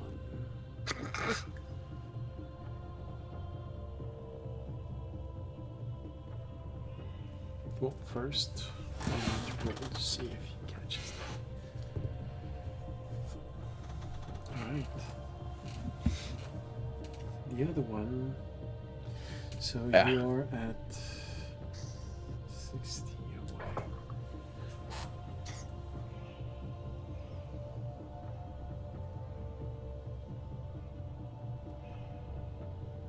Okay. Goes all the way to to 60, and he needs to decide. So one of them turns right when the other turns left. So this is where you're at. One of them seems to have gone in the wrong direction. The other one, you can just see it on the other side of the bookshelf, looking in roughly in your direction. Okay. So your turn comes back. So now you have to decide. Are you staying there and hope that the one that went the right way, your way, does not perceive you? Or are you doing something else? No, so so it obscures everyone who's inside of it. I throw my second one, which is my last one, at him. So it obscures him and he can't see through it. If I read that correctly. All right, but that gives away your position. Yeah, he would see you throwing it. Like, He would see me throwing Right, it, there but he would have wouldn't been- see after. yeah. Okay. So if he, That brief moment where he would see you throw it, then there would be a flash. He would be temporarily distracted, but and then you have to decide what you do again. All right. Let's see. So he's looking my I believe direction. you could just keep hiding and try and move. That's true. You've Well, used your bonus action. You have action and movement left. Well, it's back to my turn, right? Okay. So Yeah. say I didn't throw the smoke bead. Yeah. Okay. Um. Yeah, it's back at your turn. The one that Alright. went the right way is the one that was just a little behind you. The other one, the one that was the furthest, went the wrong way to catch you. So the other one is 15 feet away. That would have been so perfect. I don't. Damn it.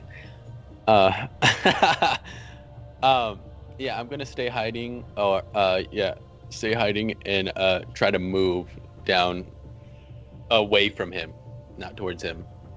Okay. So stealthily only just move Yeah. away. Yeah. If only I had ball bearings, guys. That would have been so funny. You know, it was part of your initial equipment, but you lost Yeah, it but when it was you were taken. captured. You never purchased them back. Ball bearings. You need them. You need them. Alright. He moves forward just a little bit. Looks left. Looks right.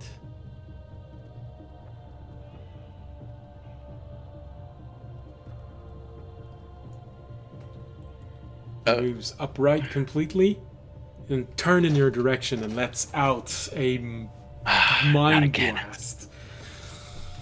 There it The one goes. that went the All other right. way rolled a 5, which means it's 12. 12 for perception. The other one rolled the dice itself in 19. So Damn. you made a noise. All right. You tripped something, and he knew you were there. Intelligence saving throw. Okay. Intelligence. I'm not too good at that. It's a 17. 16 plus 1. All right. You have that moment of. I just wiggle and vibrate. Oh, man. You're starting to accumulate this headache. This near migraine headache in your mind. You've managed to resist them. You didn't take any damage, but man, it feels like they're reducing your brain into jello right now. Well, more jello than what it is right now. Liquid Jello. It's no longer Jello. It's just liquid with bits of Jello floating inside of it. It's juice with bone mass floating in it in suspension. Ew. I have some unfortunate news to tell you about what Jello is made of. But anyway, Oh, yeah. Well, it depends. There is some organic Jello, although it's not called Jello. So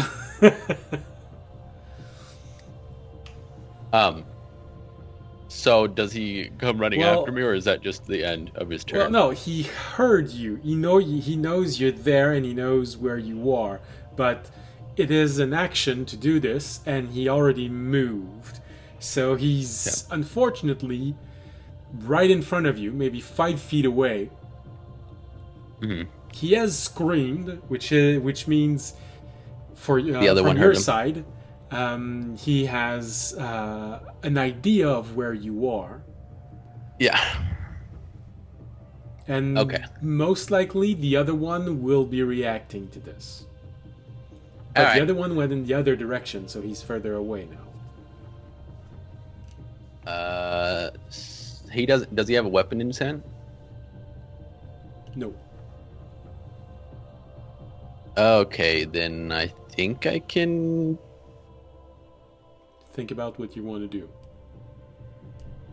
Well, if they don't have something in their hand, they can't take an attack of opportunity, can they? Or I believe they attack with their tentacles. Yeah. yeah, it's different for monsters when they have multiple means of attacking you besides their bare fists. okay.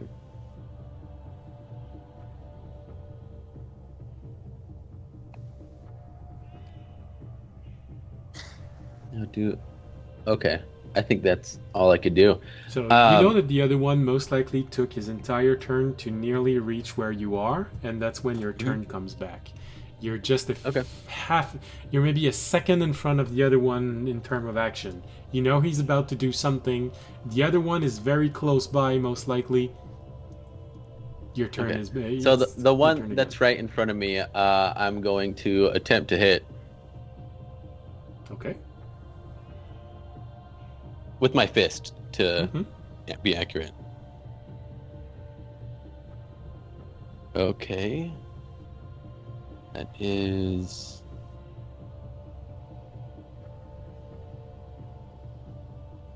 21. That's enough. Okay, and I hit him 5 feet back. Okay. I turn around. Use a key point to do Step of the Wind, and I run 100 feet down the hall. Damn. All right. And then that makes me be able to do the dash action, right? That's what it does. Yeah. Yeah. Yeah, and I dash all the way down the hall. And that is all I could do for wait. Yeah, all I could do for now. See if I could outrun him all the way. Okay. Alright, so he got knocked 5 feet away, so he's 30 feet, and you ran 100 feet, so he's 130 feet. The other one came back, so which means he was at. Basically coming back at, so he is at. Just a little bit more. I'm not using it from you, sorry. So. Yeah! Alright, let's go back on this. So, the other one was 5 feet away, the other was. Alright. You pushed him back, that means there. You ran, which means there. He came back around, which means he was at. And you ran. Alright. On his turn, what does he do? Alright, well, he sees where you are.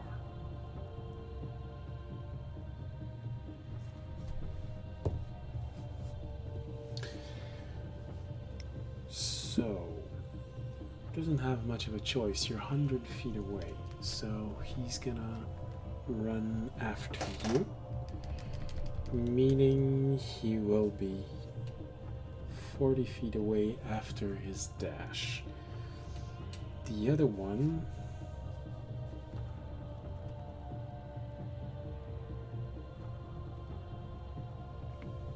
will move. Oh, he doesn't have much of a choice. He also has to move closer to you. Alright.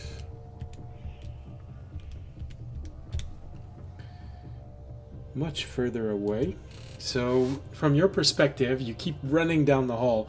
The other one starts running after you, and he unfortunately has to use action and movement to move all the way to 40 feet behind you.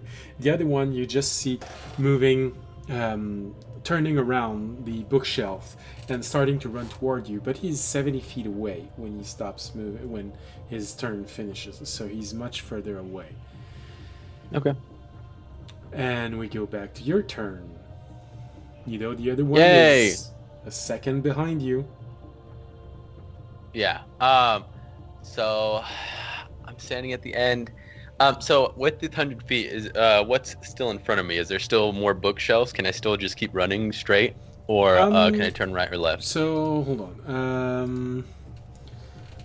Each bookshelf is.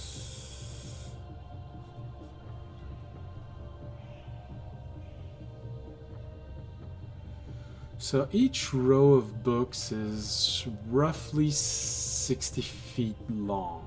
So in 100 feet, you would have went past one opening. Okay. Which means you could have taken right or left at an opening. I would have taken a right then. All right. And then now can I move again since it's my turn again? Yes. Okay. I just dash again, 100 feet, straight. Well, actually, I'm trying to maneuver myself safely to where I could go back to where we came up from. Okay. So 100 feet towards that area. Okay. All right. I think we can safely say that thanks to your good intelligence saving throw, you managed to not be completely immobilized, then having them reach you and try to suck the brain out of your head, which would have been slightly odd because you can regenerate your brain once it's out. Infinite smoothie.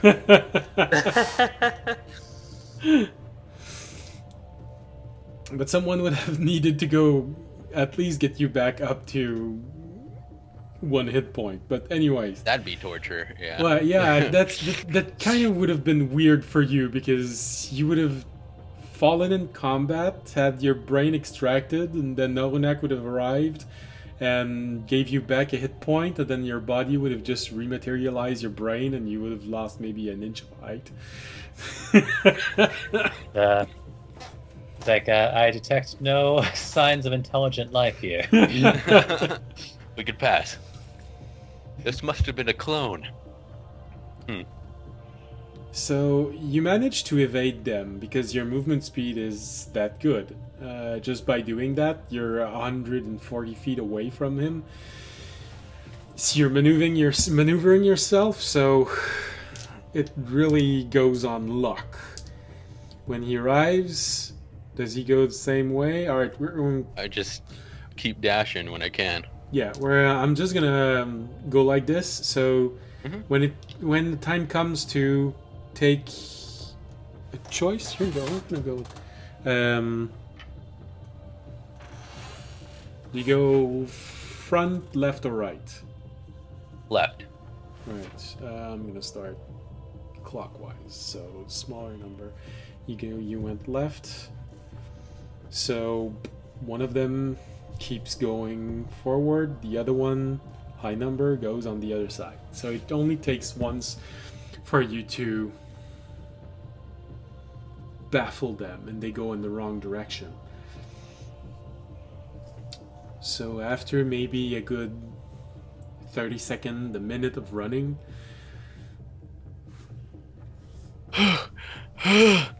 you're a monk. I think you can run longer than that. Yeah. You slowly make your way back to the group. Now, here's I the run thing. into Remy. No, sorry. Here's the thing. You know that they're still looking for you. Mhm. So you have two mind flayers actively looking for the group, knowing that they're on the right floor. Audience, Fisher, and Orunak, you had maybe a minute or two of starting to pick books. That's Do we see if I could even see them? well, you know approximately where you are, and it's not a labyrinth library. It's a normal library. yeah. So you have that moment of, all right, so I went one here, and then here. So all I need to do is go there twice and go up the alley. It's pretty symmetric. They're not actually trying to confuse people while inside of it. That's a different library that you might experience at another point.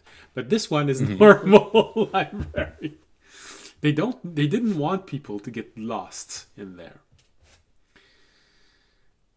All right. And you want to know something? You're actually lucky because you kept keeping one of them at 40 feet away, and they have detect thoughts at will. They would have known. So if They would've known. if they had been able to go within finish a round within 30 feet of you, they would simply have had connected with your brain, and they would have heard you in your mind say, "All right, left," and they would have Right, just left. kept being able to track you. Like, how do these guys keep it up? But fortunately, you always kept them either out of line of sight or above 40 feet. So, Good. and you succeeded on your intelligence saving throw. Yeah, that would have killed me. All right.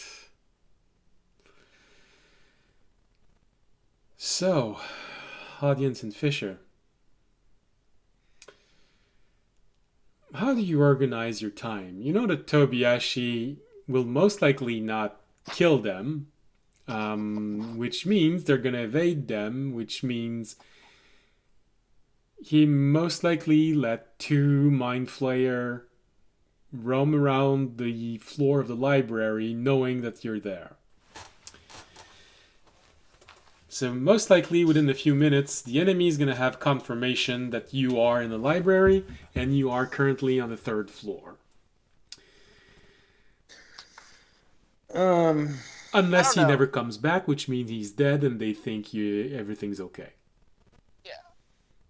Audience, I wouldn't necessarily think that, because I could also think that because they didn't see the rest of us, and I would say we know that was definitely true, except we've literally seen other villagers also in the city, so they could also easily think that it was just a lone person in the library. Yeah, especially since That's gotten monks stuck. don't look very... I do Yeah, look like I'm in tattered clothes. that and, have like, gotten stuck in wrappings. the library. So, while I believe those two would continue to maybe look around this floor to Okay. see if they could re-find him, my guess would be is they wouldn't have perceived that as a threat to like call for reinforcements for, especially since he obviously was trying to run away and not fight them, which would make them think, okay, this guy's not strong enough to be a threat to us. Alright.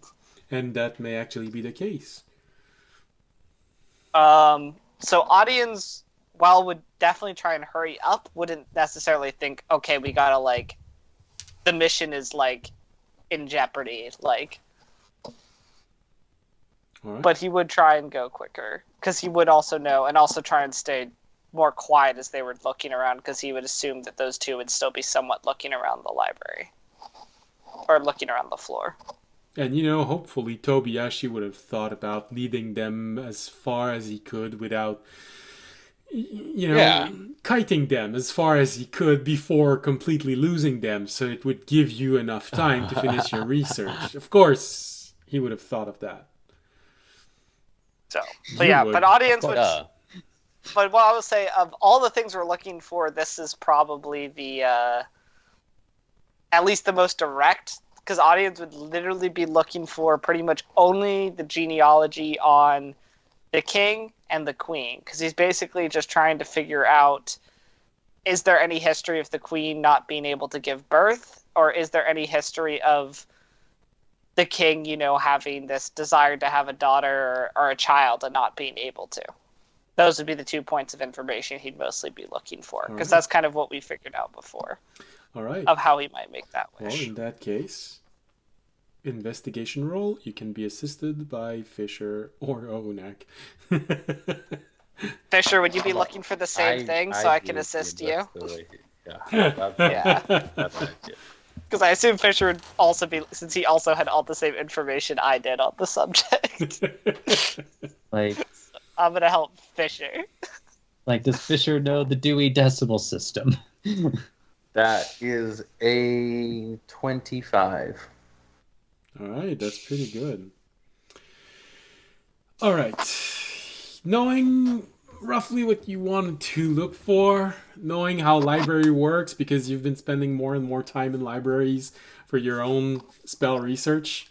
And I know how this works. Alphabetic order, right? Mm-hmm. So, what's the name of Kalina's parents already? It increases the DC, but you rolled pretty high. So eventually you figure it out. The first thing you look for is direct genealogy of what's there.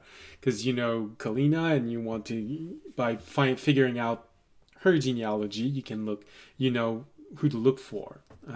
So it takes a few moments. Look through books. Audience helps you a little bit. Eventually, take one book out, look through it. You learn the names of Kalina's family. You learn she has an aunt. She lives in another island chain. But that's not helpful. So, Well, what was the name of the island chain? Because it could be helpful if there's a portal there. okay. So you note down the name of the island chain. All right. You hear an explosion. Well, more of like a pop. All right. I'm going to note it down. Where do I know? I'm going to note it down here. So...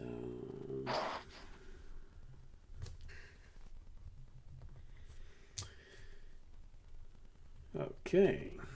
So, nice place to send her with family members. All right. You learned the name that you wanted to look for, and oh look, Tobiyashi's arriving. He looks slightly winded, and he's only been gone for a few minutes. Doubt very much that he led them far, far away. All right. Well, Do it. Audience would, especially because Magna rolled a nat 20 on her stealth, audience would tell Magna to message, like, mentally message me if they were about to come down this aisle again, so we could all try and, like, hide or break eyeline. all right, all right. I lost them. Wait, was that not a good idea? Should I start running back down and making noise? No, you're fine, Toby. You're fine, Toby. Just try and re-stealth. Re-hide Stealth, yourself. alright. Okay. I would say hide yourself. Re-stealth yeah, would be the yeah. in-game terms. Audience would say hide yourself again. Well, you know, if you were a very 25. if you had a strong intellect, you might say, you need to stealth yourself again. But you're not. You're audience, so... Hide! Hide. All right. Yeah, 25. It's better 25, than yeah. what I've been wrong. Crawl into a hole like the rat you are and make yourself as small as possible. Jesus. Wow, man. I actually can, but I like Spider-Man up to the roof and hide. No, that's Remy. I could do it too. I mimic him, All right, I'm gonna go. Get some Burn rest. feathers. See you next week. Yeah, Rest see you next week. well. See it. Well, we'll try. All right. We're gonna put up his photo there, so we don't have to look at his frozen image. Well, he is no longer the lowest stealth, so that works actually pretty well because it will not be him found if it's someone found. That's right. I never adjusted his image, so like this. And put it back inside. Here you go.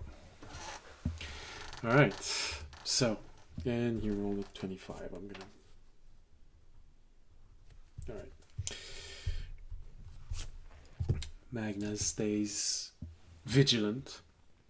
Now, Remy, on your side, you're making your way back to the third floor. I imagine, are you trying to rejoin with them? You know roughly where they're going, or are you trying to go see if there's a hidden compartment somewhere? That is a good question. Because you know that when they're done on the third floor, then they're going to go straight down. Because the next one is bottom floor.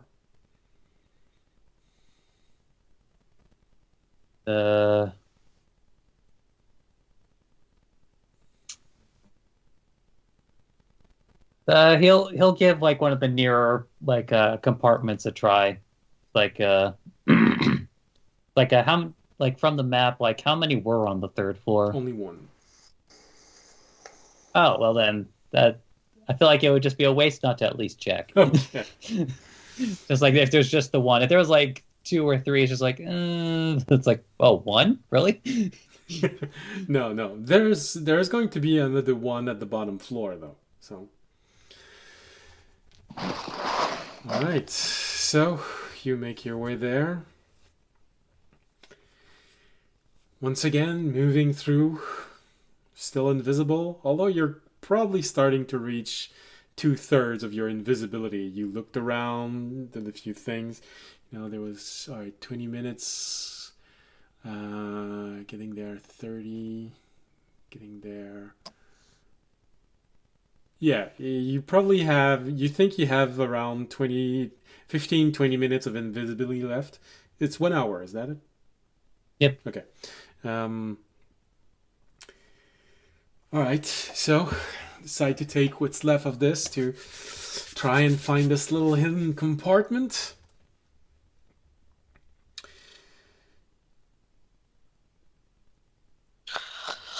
Think you go where it's supposed to be.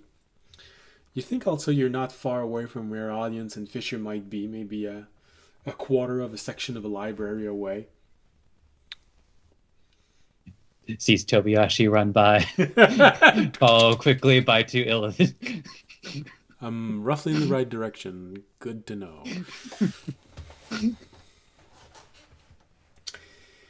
Then you see Magna. Oh, no, sorry. Tarragon, you're in the past. Yeah. All right. So you think you're at the right place. Make your investigation.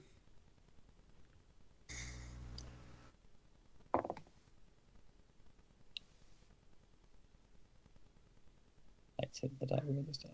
Thank you. That's going to be a 28. 28.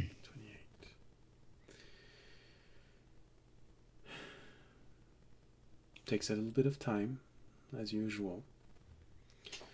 Try and figure out what might be the trigger for this place. Takes you a little bit more time. This one, they hit a little better. You go where the usual door should be, but you don't find it.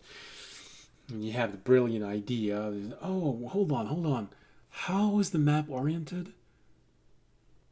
Oh, right. Okay, the stairs would have been on this side. So you go on the other side and you look at the wall. There's no bookshelf there. There's a torn painting. You have that moment of, is it this classic? Look at the painting. Touch the painting just a little bit. Make sure that it's okay. No, doesn't seem to be any trigger. You just push the painting slightly to the right, and you hear. Hey, that's a classic. I've only seen this in books. And it's just like, right, 1,500 years in the past. This is probably new. All right. You have a brief moment where, okay, so where would this door open? Right, of course. You go back to where the bookshelf was, where they opened, and you notice that the compartment has just unlatched itself. Combining classic with new old stuff. It's weird being in the past. So old, it's new.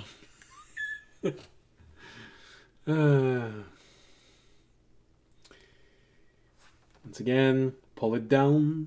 Oh, that's right. There's littered not so far. Oh, that's gonna. Right. So.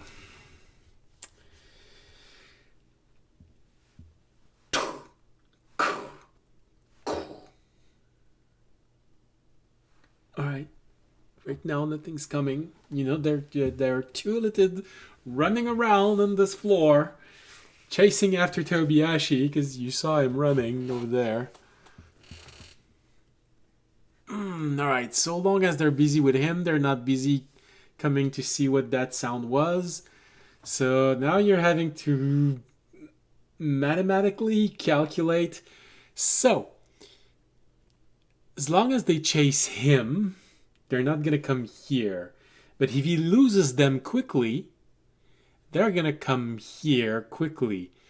If they catch up to him, they're going to kill him, so they're not going to come here. So you have three choices. One of them means that they don't come here, but also means that you lost a friend. The other one says that he's okay, but which means they're going to be here medium time. And the last one, meaning they're going to be here pretty soon because Tobiyashi lost them quickly, which he's a monk, you know. It's possible. So, which possibility are you assume is the right one? In the back of Rami's mind, he's kind of thinking, Tobayashi's too stubborn to die. Anyway, there's another Tobiyashi at home.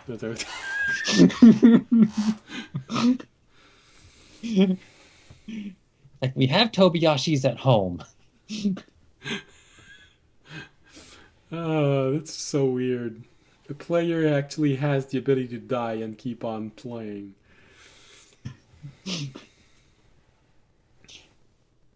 All right. So, you enter this small compartment.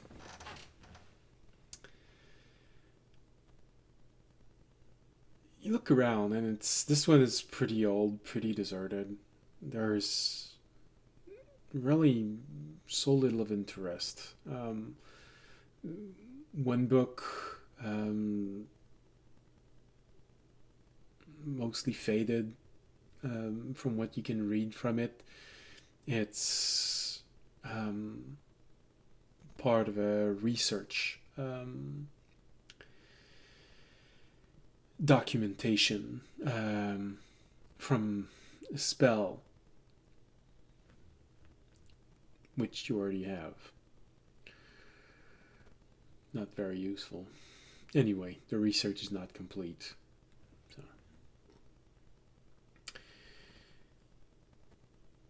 Look around. There's this little box that attracts your attention. It seems to have been left there, forgotten, completely covered in cobwebs. And actually, the webbing seems to be extremely filled with dust. You're not sure it's actually spider webbing, you know, it's sort of more like dust webbing. Anyway, but you see this little box, just a little bit larger than if you put both of your fists together. It's just a little bit, it's big enough that you could put both of your fists inside of the box, but not much more than this. The box is closed. There's a little... Yeah, he's still going to open it from the side, though. All right. Look, after the one stone chest from, like, what, 200, 250 episodes ago?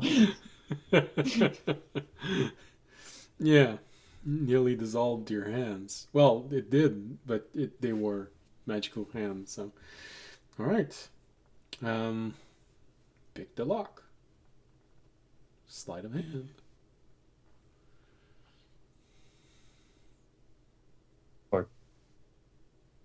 Oh, so it is locked. Yep. This little... Okay. All right. I guess that bit of information. Sorry. There's a little latch when you try to open it. It doesn't budge. But it looks old. It doesn't look like something that's very elaborate for a lock. I mean, just in case it is, still only rolled a 21, but... Okay. You put yourself on the side.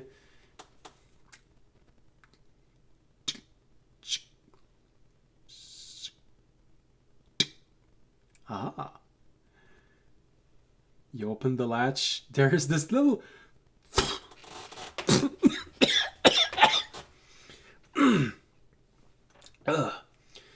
You can recognize a trap that misfired. It's just the dust that... You see this little pin that went out, but not all the way. You look at it. It tried to spit a needle, but it... I don't know, the mechanism is too old and it just got jammed. So the needle is halfway out and there's just this puff of smoke that actually came out. Or that was actually the intended trap. I don't know. I don't know which wizard would have been off the top of my head, like more prankstery, but just like, you know, like whoever's dusty bomb sounds like a interesting trap spell. Yeah, definitely.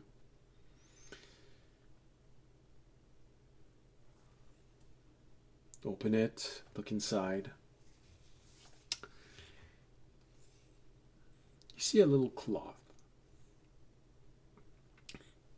Actually, it's sort of a moment of nice and followed by, oh. On the cloth is written a note to not forget to empty the locker at the bottom floor.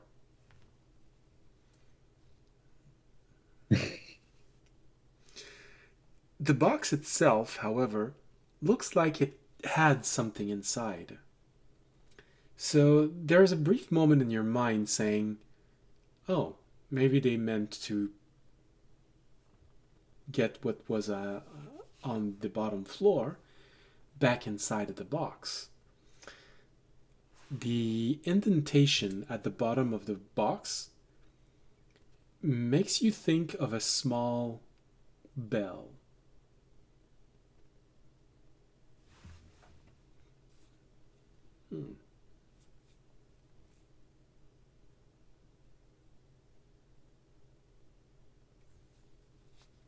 Hmm. You know what? Just to be safe, because this sort of thing happens, just shake the box real quick. Well, sometimes there's an indentation from something that was there, and sometimes there's an indentation of something that is there, but you can't see it. All right, all right. Well, you shake the box, and unfortunately, the indentation does not betray something that is there but that is invisible. But it betrays something else. There's a false bottom. Although when you start looking at it, it doesn't look like something that was meant to be hidden. It was more like something meant to be a second compartment where you would hide something to strike the bell with. It's this little hammer with one extremity of the hammer is covered with some sort of felt material. That would suggest that it is a delicate bell. Usually don't see small hammers like this for a thick metal bell. At least that has a moment where, okay, that's already more interesting. Usually refined object may have magical properties, especially with such a lovely little hammer to strike it with.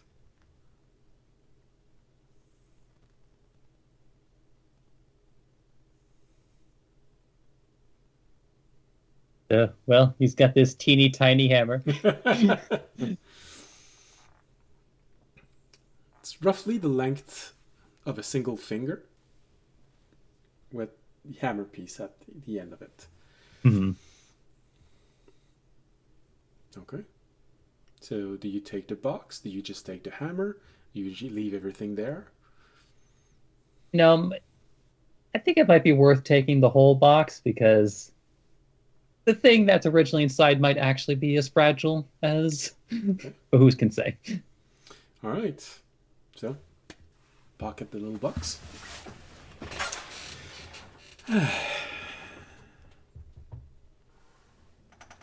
Look outside. No littered seem to be coming your way. It's good, because you've been doing this for a while. You think that you maybe have at best another 10 minutes of invisibility before you reappear. Somewhere between 10 and 5 minutes. Then yeah, I think at this point, especially now that he's looking for the party, I think he'll just get himself on top of one of the bookcases. And try to find Tobiyashi. He's still running. No.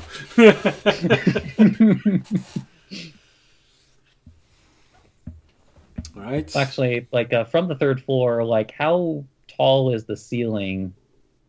Well, each ceiling is always within the cusp of 10 feet. You think that some of them may be 12 feet, some of them may be 11 feet, but...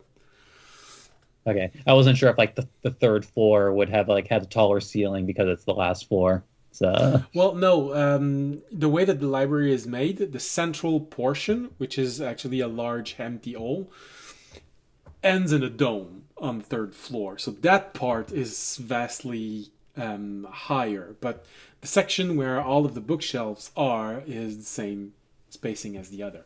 So basically the whole thing, you think, looks like a huge battery, but with the tip of it going much higher than the battery. Okay. And I'm talking about the thick battery, not the small ones. Mm-hmm. Yeah. Well, yeah, I think regardless though, he'll get on, a top of one of the bookcases just to see if he can maybe a spot. Well, Actually, I guess if that part really isn't that much taller, there's not much point in getting on top of the bookcase. Well, you wouldn't have a lot of room. You'd be able to crawl up there and move like this, and you'd have a. But yeah, that's what I mean. Yeah. Originally, I was thinking that there might have been enough room to get a cursory view of the floor, but nah. The Yeah, no, in which case I guess he would do his best to see if he could locate the remainders. All right. Make a. I guess maybe make a perception roll to see if maybe he can that would hear be a them. perception, yeah.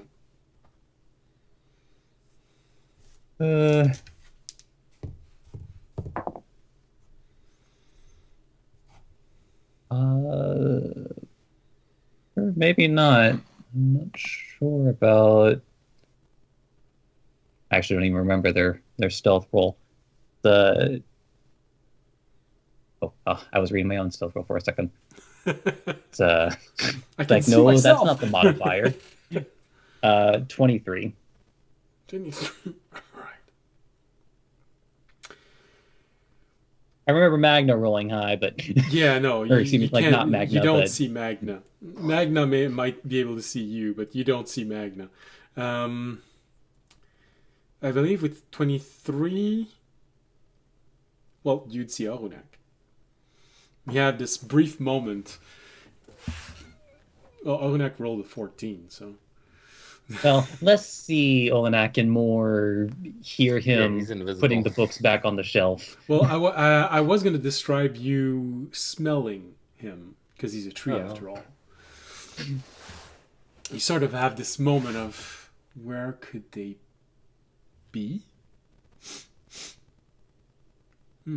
Smells like fresh leaves. Too fresh.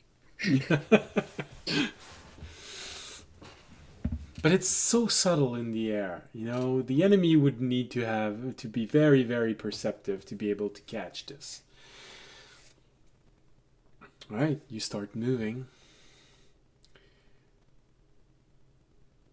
One thing, however, you do hear as you're moving, and that's probably the element that concerns you a bit more. I'm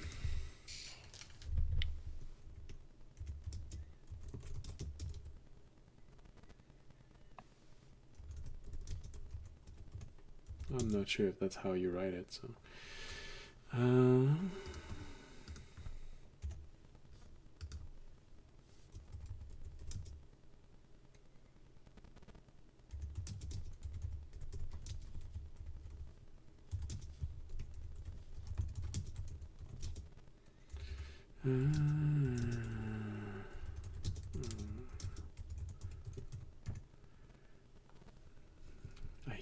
keep doing this when I write.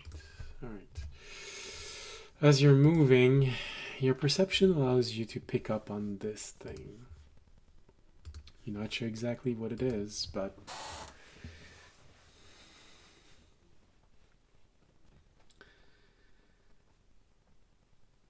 you're guessing it's on the ground floor. That's fun. Audience and Fisher, while Remy is trying to figure out where you are, in total, you will have a good 20 minutes of looking through things. So Fisher, you take this moment, learn more about the names of Kalina's family. You have this moment of, all right, now I know everything I need. You start looking through all of these books, trying to figure out the genealogy, and go a bit further than just the family tree of Kalina. Because audience wants to have information, not just who's supposed to be who. So find who you need to find, and you start looking for books talking more about each one of these monarchs. With such a high roll, it does take a little bit of time, but eventually you think you find a book that may actually talk about what you want. It's a book that is more in depth about Kalina's mother, the late queen. But the information is very dense and long to read. You'd probably need several hours to get through that book. Mm-hmm. But the book seems to talk in length about the history of the late queen, where she's from, notable events, as she was a ruler herself, since her husband, the king, died before her. She ruled over this kingdom for a little while before she herself died and her daughter became queen.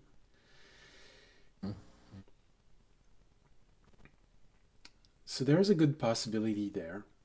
You find another book also talking about her father, the late king. So again, interesting elements, but it's very dry reading, very factual. You're not exactly sure when in his life he was adventuring and may have gotten this boon from a dragon. So you're not exactly sure where to look inside, but both of these books may actually be exactly what you're looking for. At least you have a strong hope. Alright. Yoink. Take them, show them to audience. Audience has to agree. It's probably interesting, although you could possibly want to try and look more, find other books, cross-referencing if you want. But just as you're considering this, Remy arrives. Ha! Such timing. It's as if the dungeon master didn't want to keep the group separated for too long.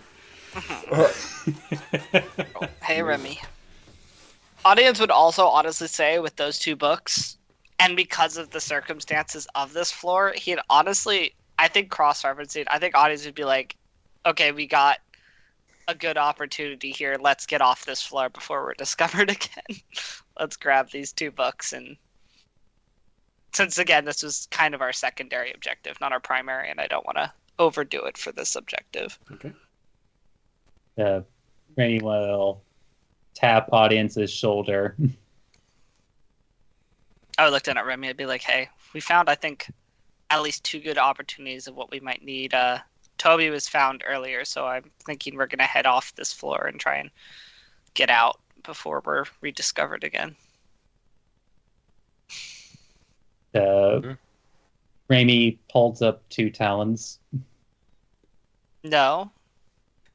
Or is two talons, yes. I always forget.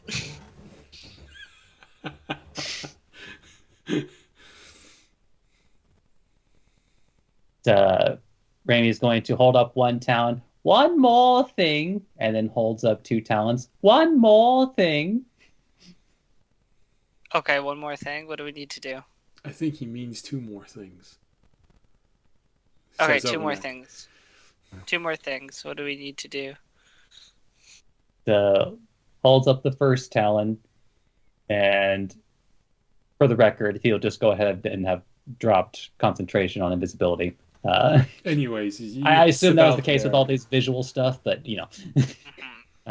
He holds two talon guy. up and he's still invisible. Yeah, go ahead.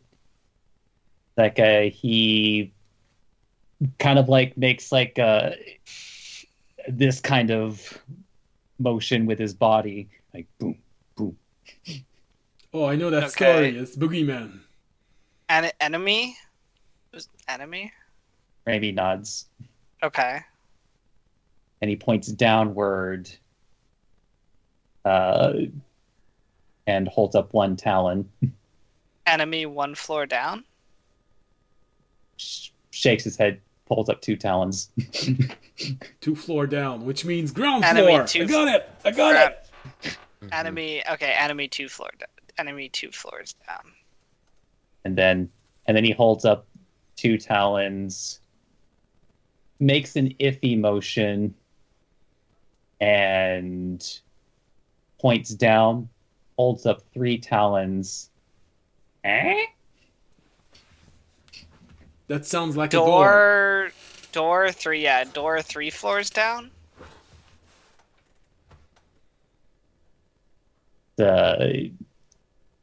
Secret door 3 floors down. Like shrugs. Maybe. There may be something secret and behind the door at the bottom floor. Okay. Well, wait, we're 3 floors up. So the original floor we were on is the one that we were on the enemy, the ground floor. Not the 2 floors, not the 2 basement floors. And then he makes the down motion.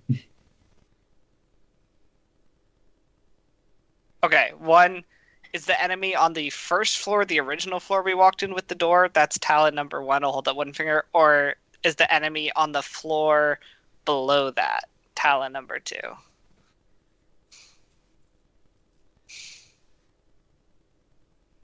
Okay, even me, Zach, couldn't follow that. Can you say that one more time?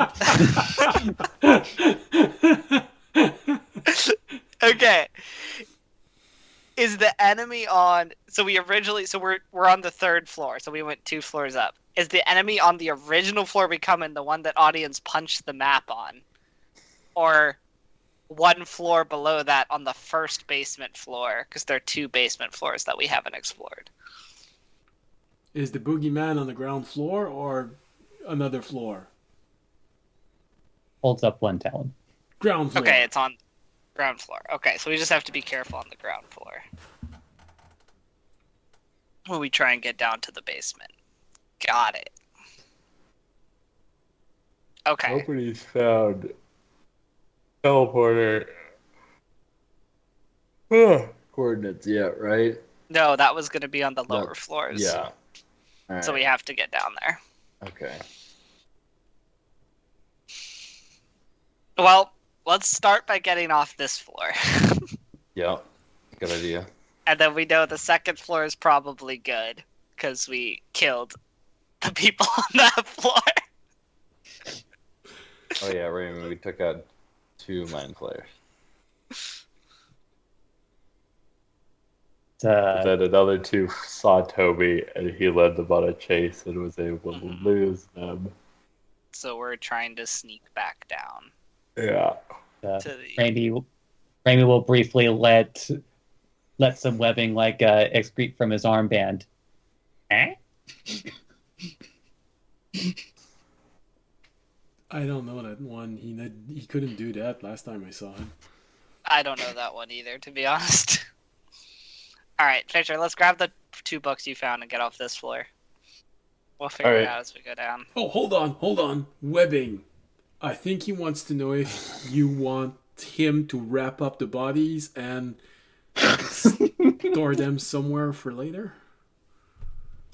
I don't think that's... Also, Remy, if you want to, cover them in some way, trust me, there's a lot of blood in that area. I don't think we're going to be able to. Yeah. Raimi shakes his head and pulls on the strand a bit, more and more, and it's just goes doom doom. Oh, a rope of climbing? Do you want to try and climb down? Instead of taking the stairs? Or Raimi taps his beak. That's not a bad idea. If something's... bad.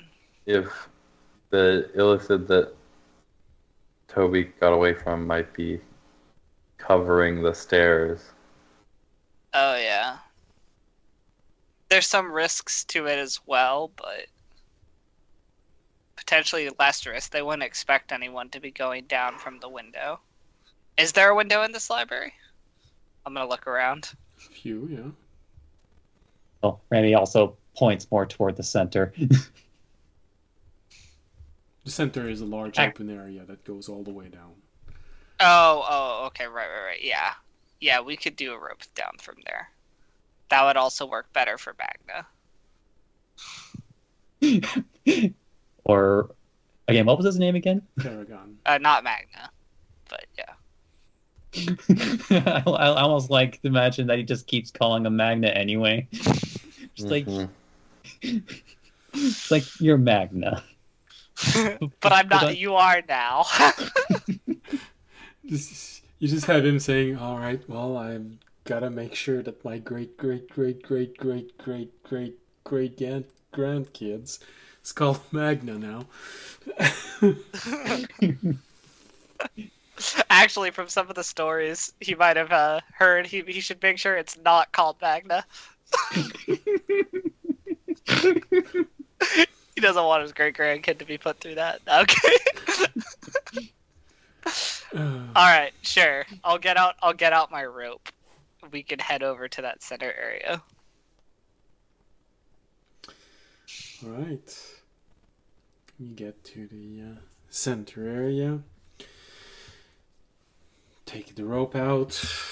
Just let it fall. You said it's 60 feet long? I think so, yeah. No, yeah, that's probably roughly exactly what you need. You may be just a few feet off the bottom floor because it's between 10 and 12 feet per floor. And there's the floor itself, which can add 1 feet. And there are 5 floors. Well, 4 that you need to go through. So that's 40, 45. Yeah, you get about 50 to 55 feet to cover. So it really just exactly reaches the bottom floor. Nice. Okay. I guess we can start climbing down. Then Fisher takes Tobiyashi and just shoves him down. He can take it. All right. Oh, that's interesting. How about you roll a stealth roll while you're Mission Impossibling your way down the rope? Oh, since there is now a large enemy and we're largely together now, Pass Without Trace is going on immediately. Yeah. I will say, I don't know if it's because it's a rope of climbing, so it makes it easier for us if that gives us like an advantage on it versus a regular rope, because we're not having to work as hard to climb down. I believe it does say it gives us advantage on any like athletics checks to climb the rope. Yeah. I don't know if that would affect stealth because we're not like struggling to climb it as much. Well, it would and it wouldn't. I don't think it would in the roll, but it would in the sense that it's going to take you a lot less time to go through it. You can basically reach the bottom floor in 2 rounds. So yeah, they're a lot less time from the... Okay, fair enough. All right, well, we will re-roll. Oh, I guess hell someone has. yeah. I guess someone has to roll for Toby. Oh, with Pass Without Trace, that's a 28. All right. Tobiyashi, what's his stealth?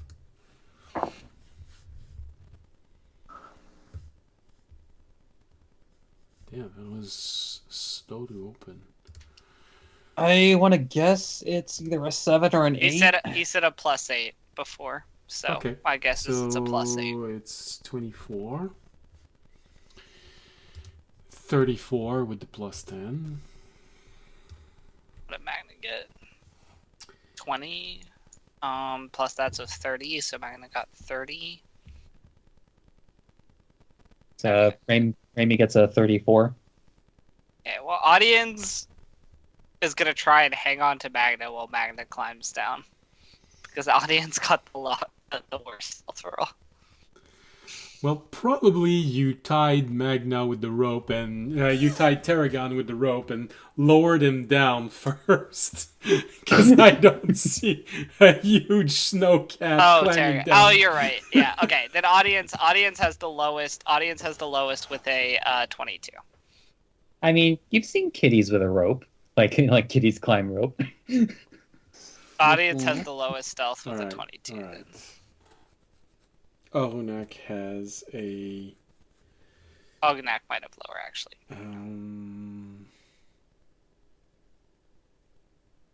No, actually, he has the same thing as you. Okay, so we both have 22. You know, it's the smell of the leaves. It just betrays him. This leaves delicate fragrance. And are we going down all the way to the bottom floor first, or are we stopping at the floor one above it? Because we haven't explored the floor one down yet. Well, you haven't Actually- explored it, but you haven't seen anything that you wanted in it.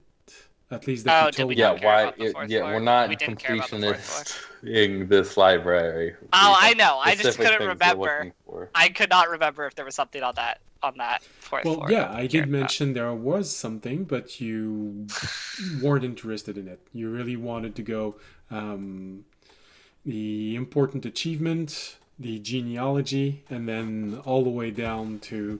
Okay. Can you just remind me what was on the floor above that again? What was the thing we might have cared about? magical elements, I believe. Okay, right. Yeah. We did. Okay. Yeah. Okay. All right. Yeah. So we'll just climb all the way down. All right. Fisher, what did you roll? I didn't hear. 28. 28. All right. So, general, Yep. pretty stealthy. Yep. Back to the 22. That was our lowest before when going through the city. Yeah, actually, it was exactly what you needed to not get detected. Yeah. All right. So, you lower Tarragon first. You see this cat just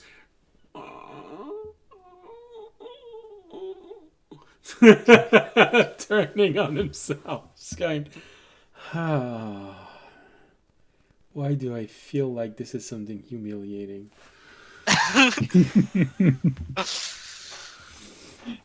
Audience shirt probably rips as he's lowering him down because it's probably difficult. Well, who knows? Make an athletic roll. Actually, Fisher, can you assist me with this one since I assume you're also, since this Yeah. is a heavy cat Yeah, I got that we're you. lowering for quite a ways. Okay, that's good because I would have rolled the nat one. So, All right, it was a 14. So it's definitely a struggle. He is a heavy cat. Yeah, and as soon as you make the roll, your shirt rips and you lower him down. I'm like, oh, this is a hefty snow leopard here. What have you been eating?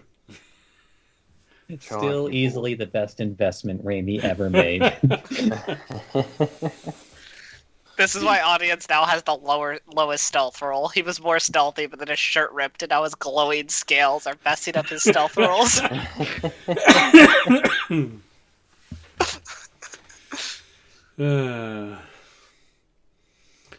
And then Orunak almost started laughing at this, so this is why he rolled the same thing as you. You don't hear him laughing, but you hear his leaves just go shh. Alright, so you lowered... Actually, that's what's really happening when the wind blows through the trees in the forest. They're all laughing at you. You didn't know? So, you let everything fall to the ground. Tarragon first, and then you start going down one after the other. In what order do you go down?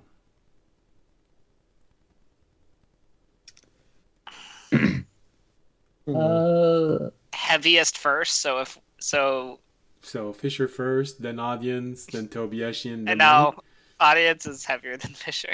well, without Fisher has armor. you would be. I have Yeah, more stuff. you do have more stuff, so I think you're heavier. So I guess yeah, Fisher, audience. I'm just thinking if like something does happen, it's better to have the heavier people lower. So it's like if Remy for some weird reason fell on me, it wouldn't really matter But if I fell on Remy, it would be unfortunate.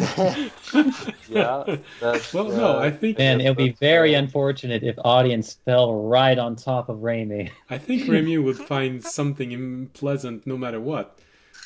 On one side, he dies looking at you. On the other, he just looks at you while falling. You know, there's something pleasant for him no matter what. Yeah. Anyway, I'd rather have Toby and Remy fall on me and Fisher than me and Fisher fall on Toby and Remy. I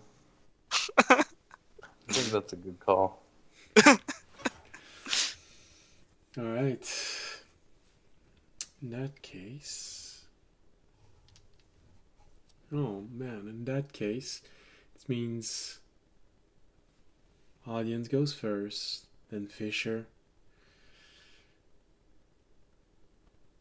Ohunak probably weighs more than Remy.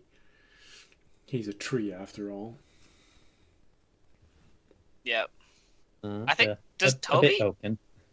does Toby weigh more than Remy? I don't actually know Toby's weight now that he's the news. I think Tobiyashi is definitely stronger than Raimi, and that's going to add like Yeah. muscle mass, Yeah. which will be heavier. Does he have muscle? Well, not anymore. More but he muscle still than has- Raimi.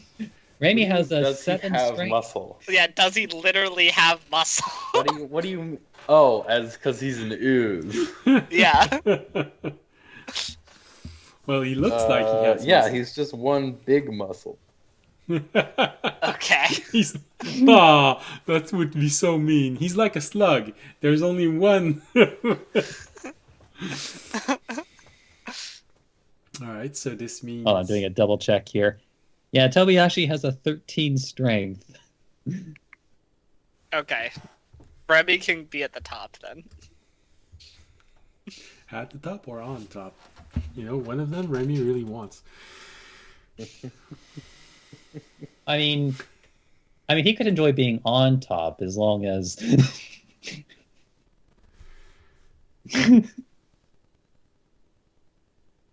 So Tobiyashi goes down, and Remy, although you do not see what causes this, you have a brief moment where, knowing what you know, you think you know what caused this. As you're going down the rope, it's a rope that's pretty easy to go down, you know. There's a brief moment where you feel the rope gives a small shiver, and then it just drops as if it lost all property for a brief moment. Uh-oh. And you, whoa! Fortunately, you're not that high, and you see audience go, oh, come on. And this is why we chose the order we did, everybody. So it wasn't audience crashing through like the bottom floor. Alright, audience, make an athletic roll to catch Remy. Okay. Ooh, there's my 19. That's a 28. 28. Yeah. Damn. I was gonna say that you might take damage, but never mind. You just... Remy, it's like falling on a gentle cushion of audience. And of course, he just made an athletic roll, so whatever damage the shirt had repaired, it just rips again. But then there's that moment in your mind where it goes back to the rope lost all power for a brief moment.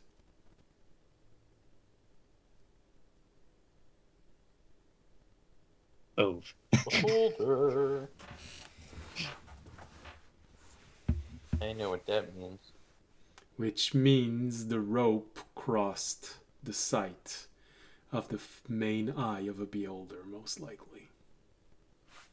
But did it see the rope? Well, that's the element you are not sure of. Or, if it did see the rope, does it know what floor we're on? Because technically the rope was covering all the floors. All elements you do not know for sure. Yeah. Alright, let's find these codes quickly, guys. Yep. That sounds like. Remy, you're on board. So- You agree with that? You look like you want to say something. Nah, he wants to take his time. Oh no, it's just like I thought I heard codes. Yeah, Sam did say codes. Tell He's got the spirit. That's what's important. Listen, Gotta audience find the just here code. to assist you guys in your investigation rolls anyway. Let's be real. So It's all pretty pictures.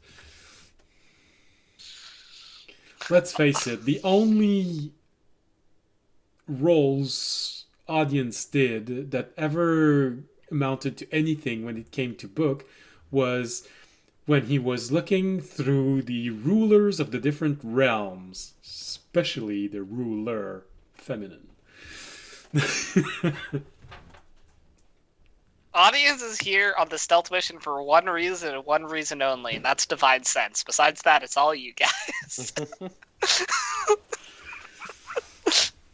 All right, you're on the bottom floor, and everything it looks slightly different. It was a premonition for the future. Everything feels as if there was one layer of color that either has been added or removed.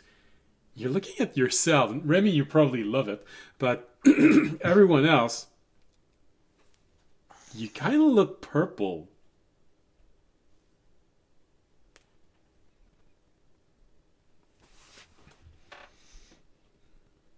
It's as if a filter was placed on the entire floor, changing the light. It's a gentle purple light bathing the entire floor. And unfortunately, there's a lot of weird splotches all over the floor that show up in this light. Especially in that section over there.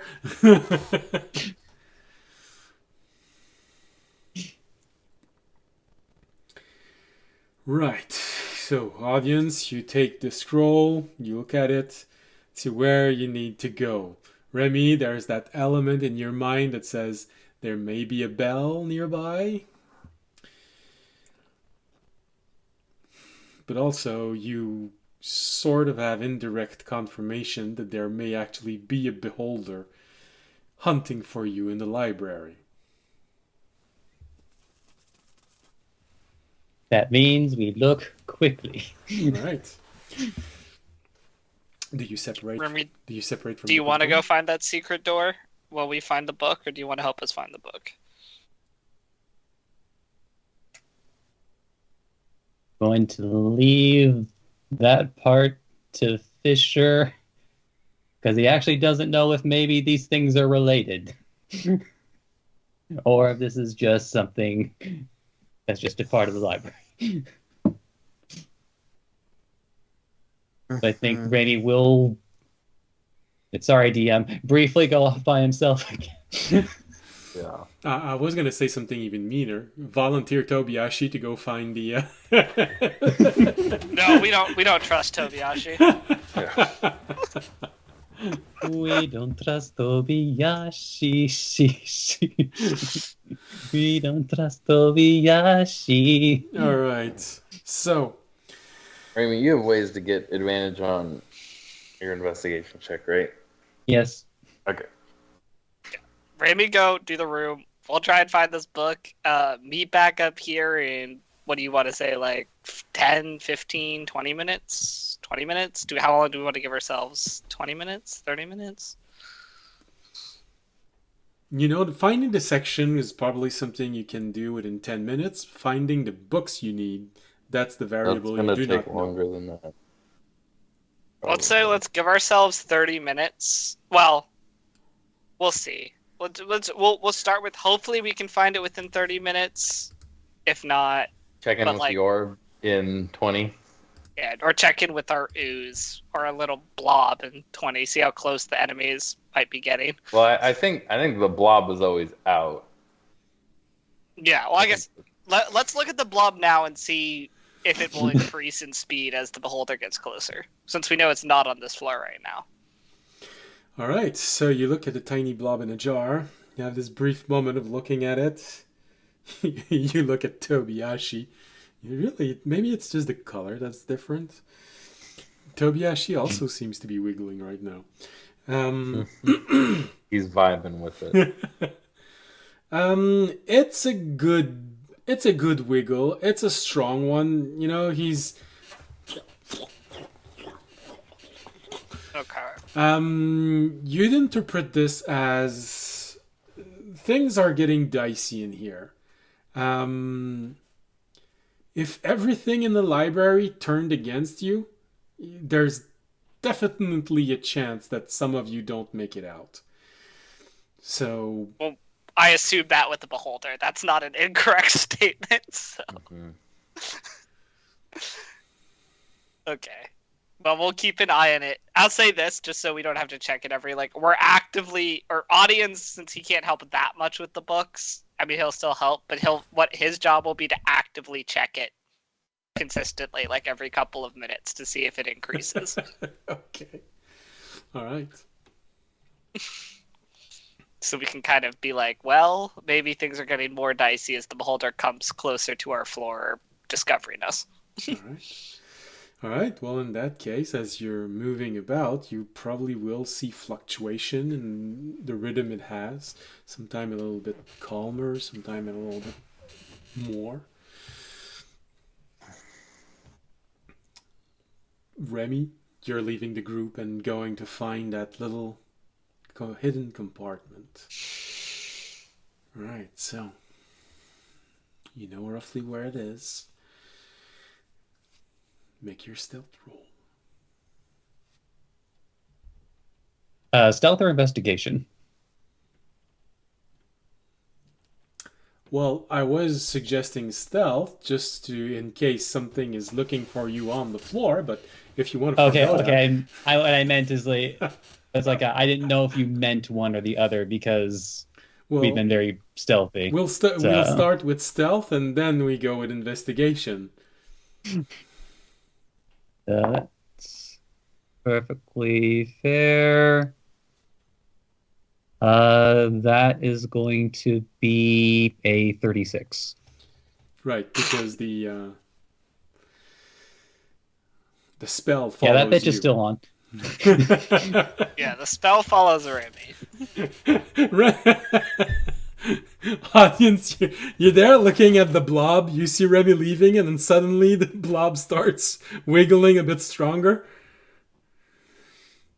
Right. There's a more broken version of or interpretation of the spell where it's activated, and regardless of how far away you are, it works. But I don't think that's how it should work. So. Honestly, someone remind me next time we're in the garden to see if we can attach the spell to some other item that someone else in the group can wear. Instead of the person that oftentimes does go off on their own to do a scout or something. It's always possible to create an object. Let's try and get an object that we can keep more with the main group. Well, either that or just slap around Ornock enough times until he prepares Pass Without a Trace on his spell list. Yeah, or that. Ornock is more of a nature wizard, nature sorcerer than someone who can actually prepare spells. No, I think we could just That's get why you that slap him enough times. And... Yeah. Think about how much Toby would be excited by a Pass Without a Trace cloak he could wear. Probably be pretty stoked. I mean, he already really likes the one armor that I gave him in our campaign. That. Well, audience, you can always take the time and talk to Fisher's son, so the next time he levels up, he actually tries and get that spell. Yeah, I'm not gonna talk to Fisher's son. That's not something I do. He'll spend an entire campaign forgetting about his son if he can help it. Audience just doesn't like feeling dumb. Audience doesn't like trying to talk to things that he can't easily talk to. Really? Yeah. Gets along with Remy just fine. What do you mean? Audience has never had a problem communicating with Remy. He's like, Remy, can you go do this? And Remy does it. I guess that's Audience finds it very easy communication. So, moral of the story: audience likes subordinates. Yeah. All right. Also, him and Remy have a great finger thing going. You like. And yes, I did phrase it like that. Oh, good lord, good lord. All right.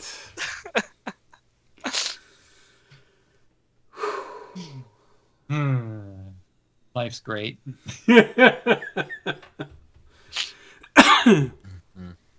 Yeah, absolutely.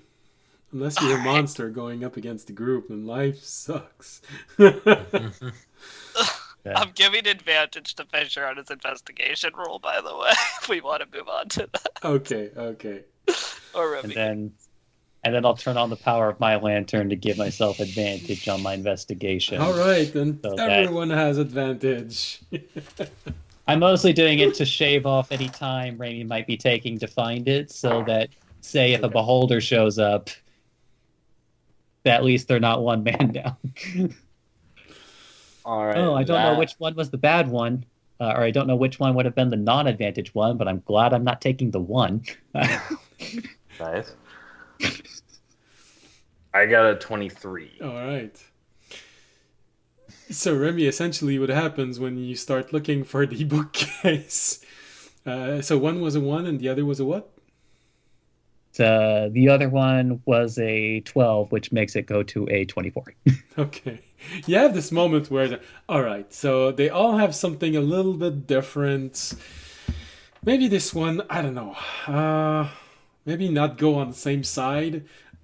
Go on the other side, you see a large bookshelf, but this one has not just books. It's more decorative. You see a little trinket, a little bowl. You're there, okay, I'm gonna try this one. And you grab the whole shelf and you feel it come off the wall for a brief moment. You push it back to the wall and you see this pot starting to roll and fall and catch it right before it falls to the ground. Wrong bookshelf. You push it back in. You go to the next one.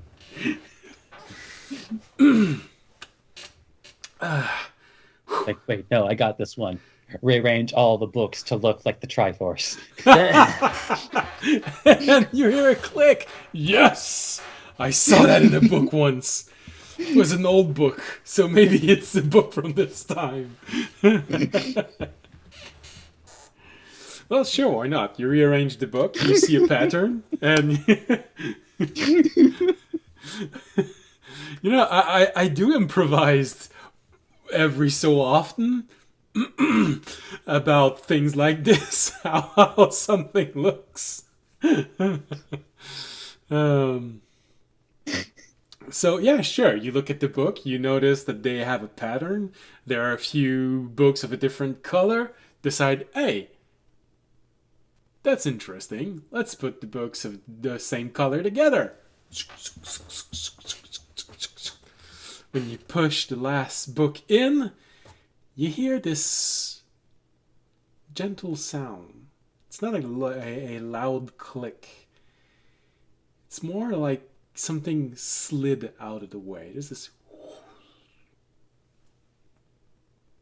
That's different. Start looking around. The section goes around the bookshelf, comes back. What part opened?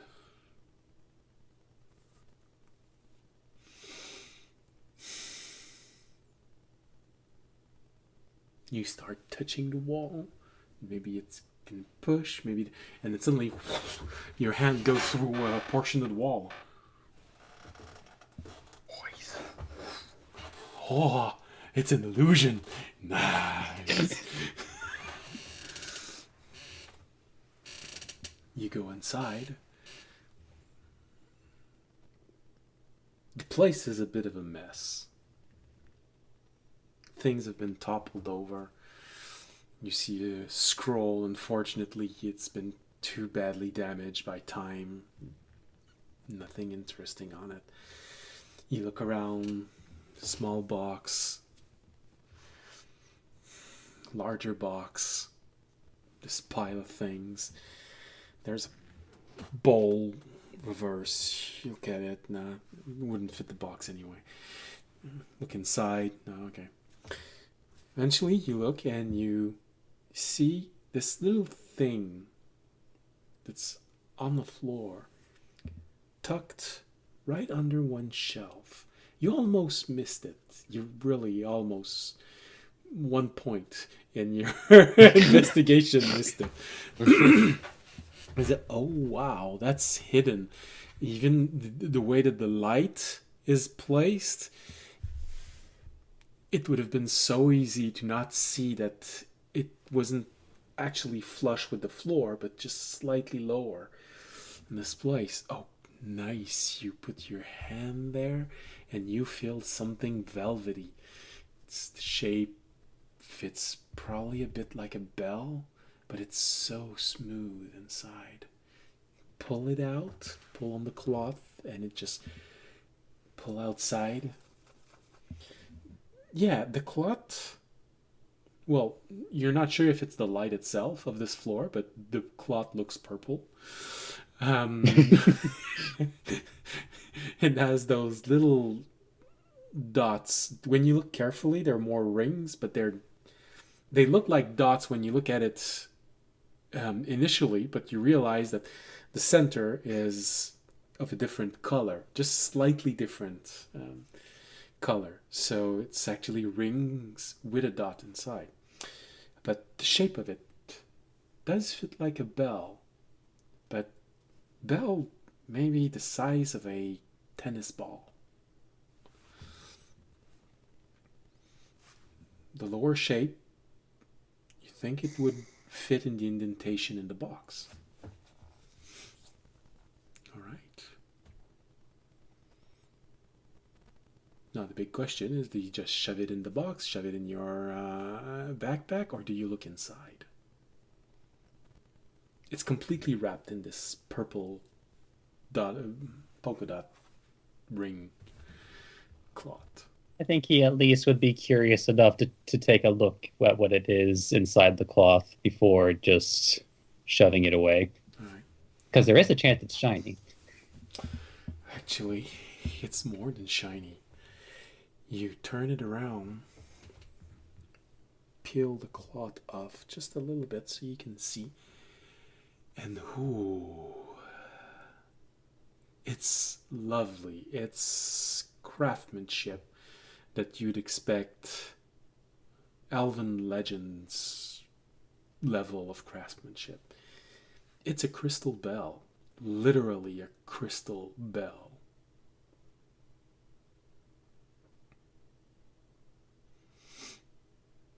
A perfect crystal bell. See-through crystal. Has no imperfection at all. Well, then, yeah, it's definitely magical, because otherwise that bitch would have been destroyed. Oh, God. At least based on the shape, the room that was left in, anyway. But regardless, seeing its beautiful form, maybe taking a little bit longer to look, is like, oh shit, right, everyone else. Takes the bell, might as well pulls the box that he found back out, and then puts it in its rightful place. It just fits perfectly in. You probably have that brief moment of, I wonder what the sound would be if I struck it with the hammer. Not time to warn everyone. Come on, let's go. Like not in a library with a beholder. Not in a library with a beholder. Maybe it's the bell of beholder killers, though, and any beholder that hears its sound instantly dies. It bursts. Thoughts? Ugh. You know what? If we're on death's door, Remy will ring it just in case. Just one shots all the elephants in the area. We have found the way to win the war. Okay. Oh. and imagine getting back from the dream, just like, and that was how Bahanor was saved. Mhm. And how the war was ended. Saved by the dulcet cry of the bell-like cry of a raven Kenku.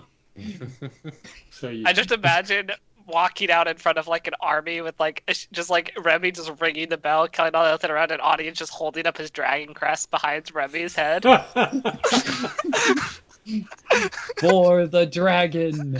Dong. You just see them burst as if they were in the microwave. Gross. Wait, no, I know what this is. This is the song that plays from Mars Attacks. Alright.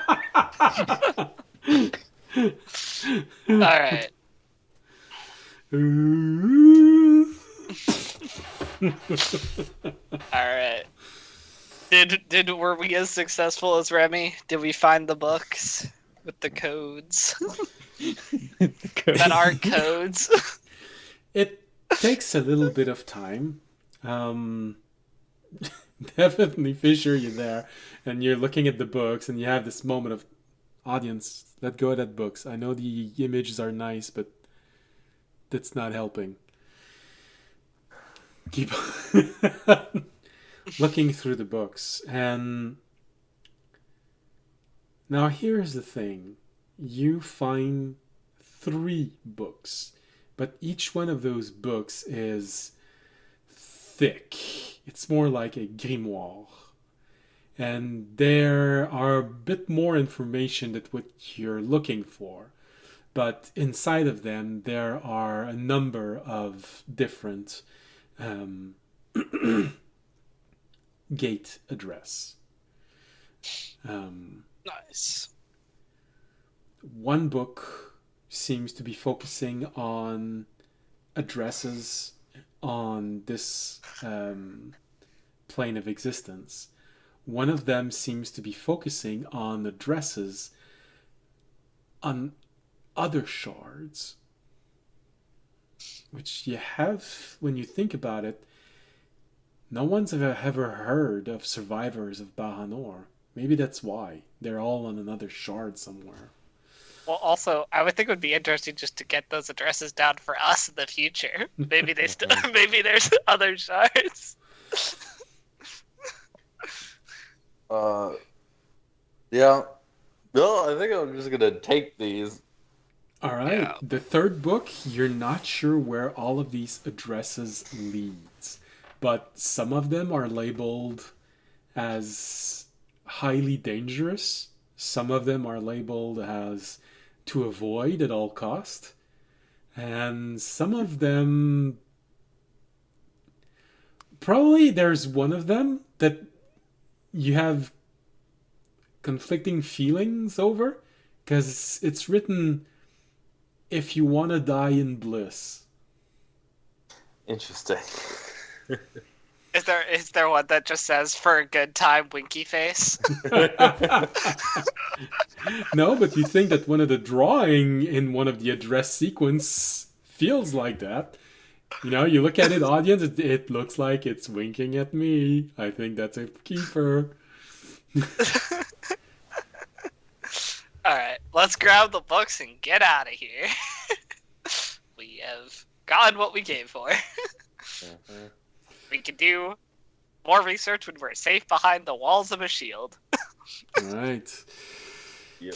So, put the book inside backpack or dimensional space? Dimensional space. All right. You open the dimensional space while Fisher is putting the books inside. Audience, you're there. Okay, I think we got it. And you have the little bottle in your hands. You know, all right, I think we got it. All we need is Remy. Shake the bottle just a little bit. it's moving a lot faster now. Okay. Audience is gonna start unfurling because he feels like there are two options, and if he doesn't actually see the beholder coming down the big hole, he's gonna unfurl the rope because the beholder has two options. It either can come down the stairs or down the hole. So if he doesn't see it at the hole, he's gonna unfurl the rope to go up the hole, or we're gonna go up the stairs. So whichever way it's coming down, he's gonna try and cover. So at least he'll go look at the hole to see if the beholder's floating down the hole. All right. You go the hole. Take a moment. Take a peek. Fisher, while audience is doing this, you see Remy arriving.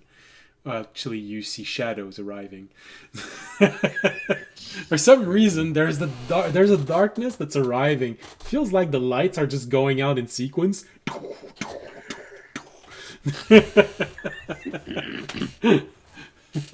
That's either very ominous or it's Remy arriving. You know, could be both. It's like the horror movie. The lights are just flickering and then going out every like. Yeah. No? You have this moment of, I feel like I've heard this story. It's a monster that Vashta Narada, is that the shadows that eat flesh.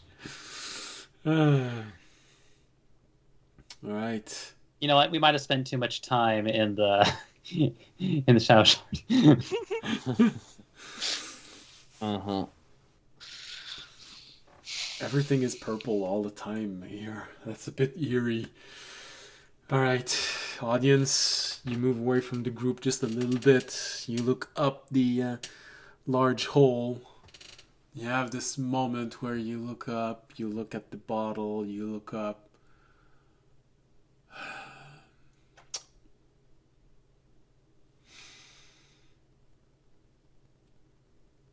You look at your friends and you want to say, I think we've been seen. Because you found yourself staring at a huge eye staring down back at you. Alright, let's go to the stairs. Stair time! We're going to the stairs, guys. It is coming down the hole. We are going to the stairs.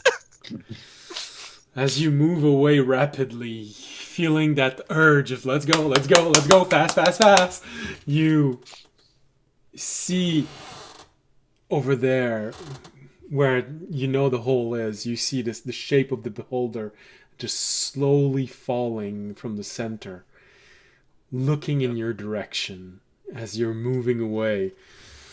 Yep. Well, audience is basically, because he knows he's been seen, he's telling his friends, he's like, I don't really care if the Illithids know that we're going up the stairs. Just dash, just go. We're going for the stairs. I don't want to fight this thing. We're running if we can to get some distance. Remy, you probably have that confirmation that the beholder is looking your way, because as you're moving, you see the shadows around you just go. That's close. You know that their range is not ultimate, so that's really close. Yep. We're just going for the stairs, guys. He will keep concentrating on the spell for the time being, mostly for when they can get out of the beholder's range, so that it can be even harder to find us. If you want to know what audience is doing, he is using the dash action, if that is an action, to run as quickly as he possibly can towards the stairs. Because he knows beholders aren't that, especially if it's slowly floating down. He could probably get some distance initially. All right, you move away as rapidly as you can. Fisher, do you move with the group rapidly? All right. Yep. No, I'm gonna solo it. I got this. Yeah. Let's go. Let's take a beholder. Olenak, you're with me, right? Let's go. Yeah. I'm gonna, like, as we're going, I'm gonna be like, Oganak, get on Magna, so you're not slowing us down. Right. Okay. Or not Magna, but Tarragon. You know. It's also not Oglemag, but we've been doing that for years. So I've been doing that for 4 years. I'm not changing now. Yeah. Or I go back and forth. I'm like 50-50, Yeah. which fits my character pretty well. Yeah, audience has just started to respect Arunak, so it's normal that it goes from always wrong to 50-50. Yeah. Maybe by the time you all level 20, he's gonna always succeed at saying his name. Maybe. All right. Well, we're mad dashing towards or up the stairs. All right, you're moving as fast as you can, feeling that presence always moving toward you. There's a brief moment when you change floor, Remy. You see that the shadows of your spell just rematerialize around you, and you move a little bit for maybe 1 round, 2 round, and then suddenly you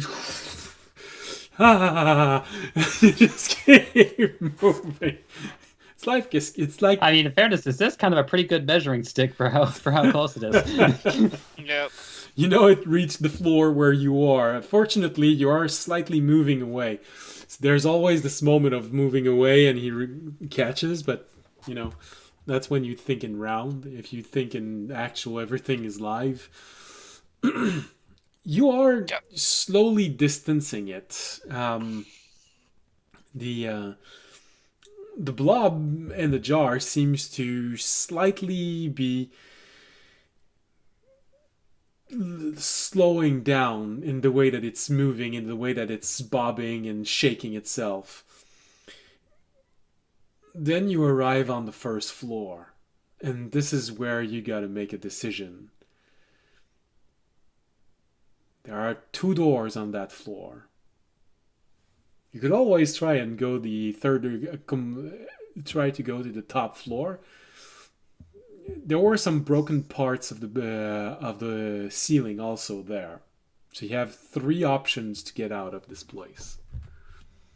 Well, 4 if you want to try one of the windows. When I hit the first floor, I am going, which I've been saving for this scenario, actually. I'm going to use my second divine sense to see which door is going to be easier to get out of. All right. Your divine sense does include aberration, is that it? It more can sense anything affected by or no location may still be undead within that's not behind total cover. It doesn't. It doesn't It cover doesn't do aberrations. anything. No, but it covers No. evil. Yeah. Yeah, it does cover evil. So I can get a general. I can't know their exact locations, but I can get a general sense which direction has a stronger evil presence. 60 feet in each direction. All right. So the moment you push out your divine sense, there's this bell, you could say, that rings about a creature, evil intent, just following you. It pushes forward very strongly, very powerfully. There's a brief moment when you feel everything, that you feel, okay, there's evil moving about here close by, so you think that they're maybe more illithid trying to make their way to you. You can't feel all the way to the front, to outside of the front door, but because of the element of memory, you are reminded that the back door had a beholder tree on the other side of it. I did remember that. Yeah, I was going to say, I would probably try and go to the door that didn't have the beholder tree. So now you are left with 3 options. Either make your way out through one of the windows on the floor, although that might be difficult because you feel evil moving about. So there are illithid moving through the bookshelves, and they are arriving rather quickly. Mm-hmm. There's the front door, or take a chance and go all the way up and go out through a damaged section of the ceiling, which is far out of your reach. You don't know. That's why I say take a chance. I'm going to be honest. I think we've reached the point where I kind of just want to get out of here as quick as possible and then try and lose them somewhere in the alleys if we can break eyesight. Okay. So I actually think this is one of the rare situations. Also, they wouldn't expect us to just go out the front door. They're probably going to try. That's why they're probably trying to cover the other exits. So I'm just going to go. I'm just going to be like, let's get out of here as quick as possible. We might have to do a chase for a bit, but I think our best bet is to get out of this spot that is definitely compromised right now. So I am going to head. I am going to point to the front door and just be like, follow me, and sprint for that. All right. You start running toward the front door. As you arrive, you notice that it is a thick door. There's a brief moment where it's okay, let's go. You shoulder the door to force it open quickly. It doesn't offer much resistance as you feel it was already slightly open, but the weight of the door still feels like it was nearly closed. It pushes out. You hear as it's opening, and you arrive in front of the library. There's a good and a bad surprise. Is when you walk out, there's this element of, this is a main street. This is a large main street. Immediately you realize there are a number of enemies that seems to have noticed you as you were escaping. And you are stuck with this really bad and gut feeling. There's a beholder probably a few rounds behind you. You see two beholders in the street. One is much closer, the other one is much further. You'd probably estimate a good 5 or 6 round away. But there is another one that may actually be in range of firing at you. You could try and engage it, or you could try and keep running from it.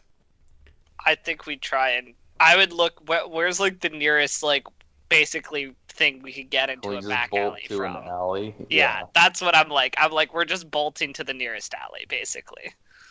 Well, So we that's can try and certainly progress. doable. The library is not smack in the center of a place, because otherwise you wouldn't have been able to get there. So only maybe 100, 150 feet away, you see a few buildings, which looks like probably normal citizen housing. So you might be able to go there. But with everything that saw you leaving, you know it's going to be a mad dash to your point of extraction. Yep. Well, I think that was I think our main goal at this point is to not engage a beholder. So All right. we're kind of just trying to get out as quickly as possible. So I think that's what we're gonna do. Is we're just gonna keep dashing and hope that it works. Well, we know we can outrun beholders because we were slowly getting it. So hopefully we can just outrun it and just keep going and get out of its way. And then if we could especially outrun the beholders, then that means Raimi's spell will be up enough to where it can help Can be sneaky. disguise where we're going, So which might help us to lose the rest of them. So I think we are mad dashing towards that. We are mad dashing towards that alley. All right. Well, if nothing else, keeping that shadow up.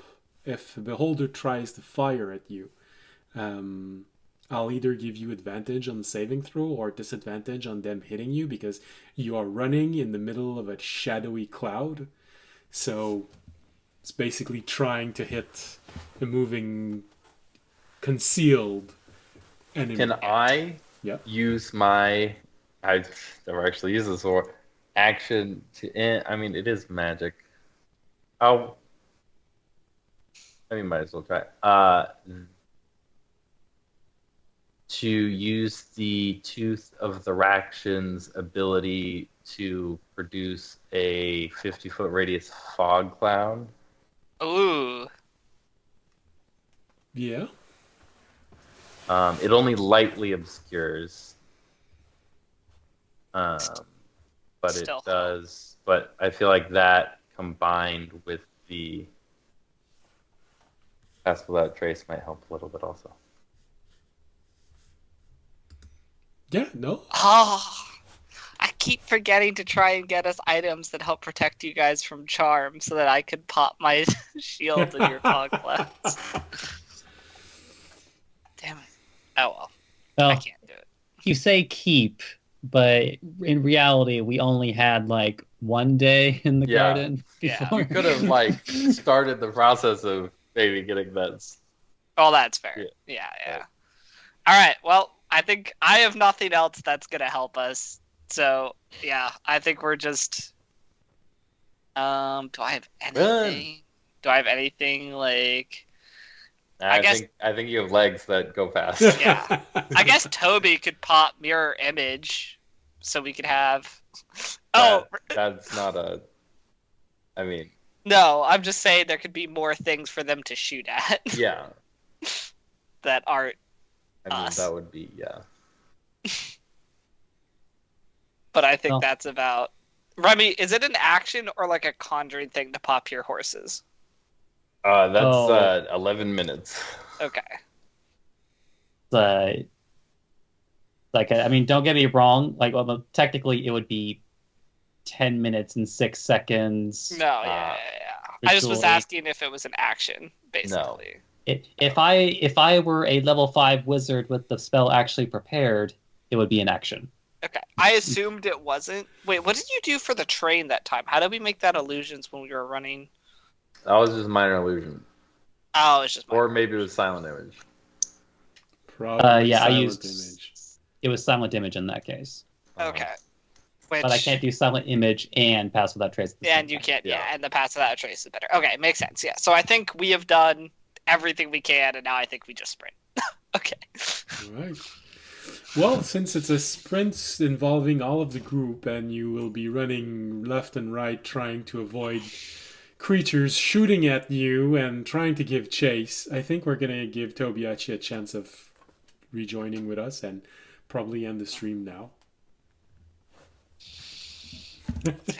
Hey guys, what did I say when I said that it was a guarantee we'd be sprinting back after this Yeah. mission? Because I know our party so well. Well, honestly, from my point of view, it had only one of two options to end. Either you would be running away, or you would be facing a beholder, so you could leave without having to run. Yeah, I think we're gonna take the running instead of facing the Yeah. beholder, to be honest. Yeah. Because facing the Especially me down like half my spell slots. As fun as it would be to fight a beholder, fighting a beholder with the threat of reinforcements is a different Yeah. story. Yeah. Well, if you decided to face the beholder on the bottom floor, you would have had the chance to beat it before reinforcement would arrive. But Yeah. Yeah. Again, I am down half my spells, which is like Mm-hmm. a lot of combat damage. and And also, yeah, we know that disintegration is one of the only ways we actively can't make it out of the yeah. stream. yeah. So I think we kind of avoid that at all costs. We can't.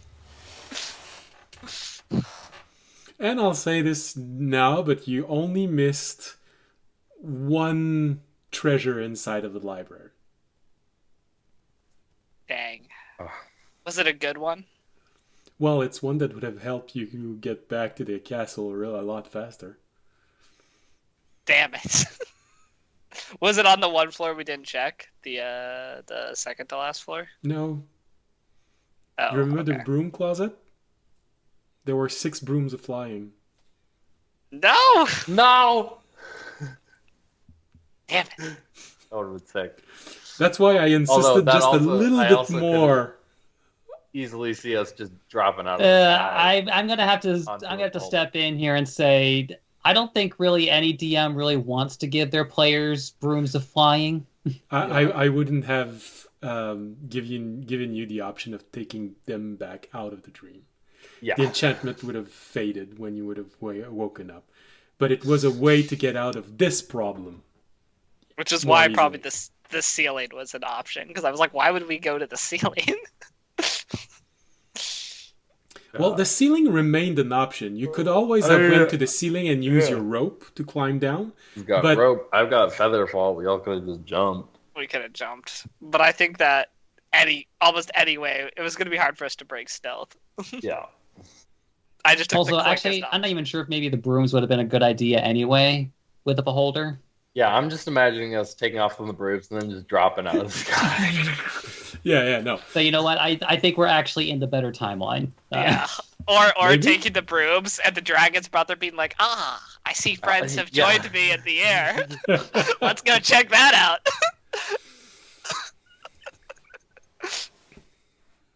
Oh, who knows? That option is still not not off the table.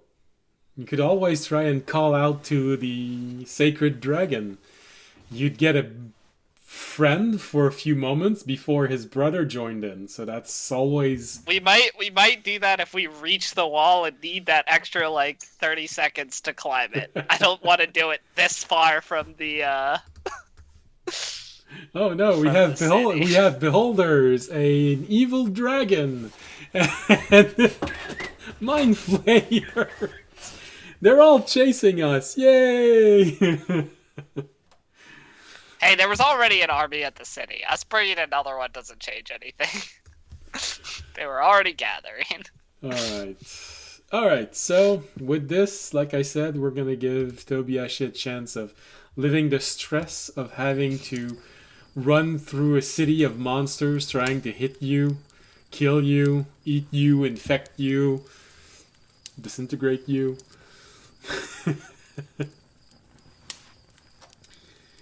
And this is where today's stream will end. Anyway, we're an hour over the normal time, so it's not a bad idea also to not push this all the way to, I don't know, 4 in the morning.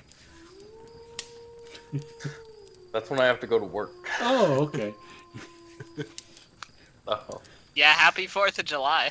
That's right, Enjoy we're on the- the 4th of enjoy July the- today. I'm hoping I'm gonna be, because I get off at 4:30. I'm gonna miss the worst of it. Yeah. Missed the blown up fingers. 'cause- yeah, and the drunk drivers, Yeah. car accidents. And people... I'll still get some of it probably. And having to evacuate people with 3rd-degree burns because they set off the firework indoor. Yeah.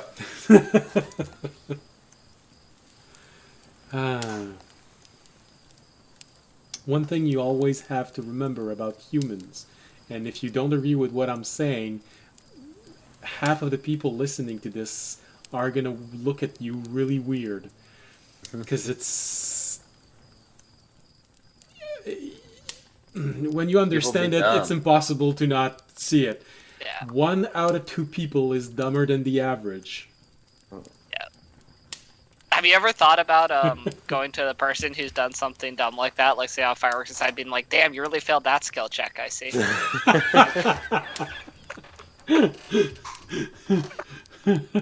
Well, I feel like that's not even one of those things that's not.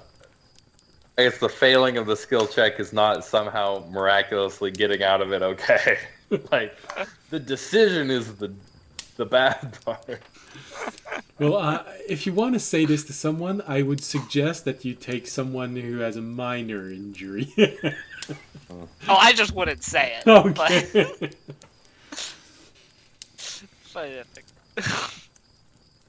No, you burnt off your eyebrows. Man, you really failed that roll. All right. At least it wasn't a natural one. Don't worry. Oh no, that's right. We're in the real world. I was gonna say if your DM is not too harsh, but no, it's ordinary world. The DM is harsh. So,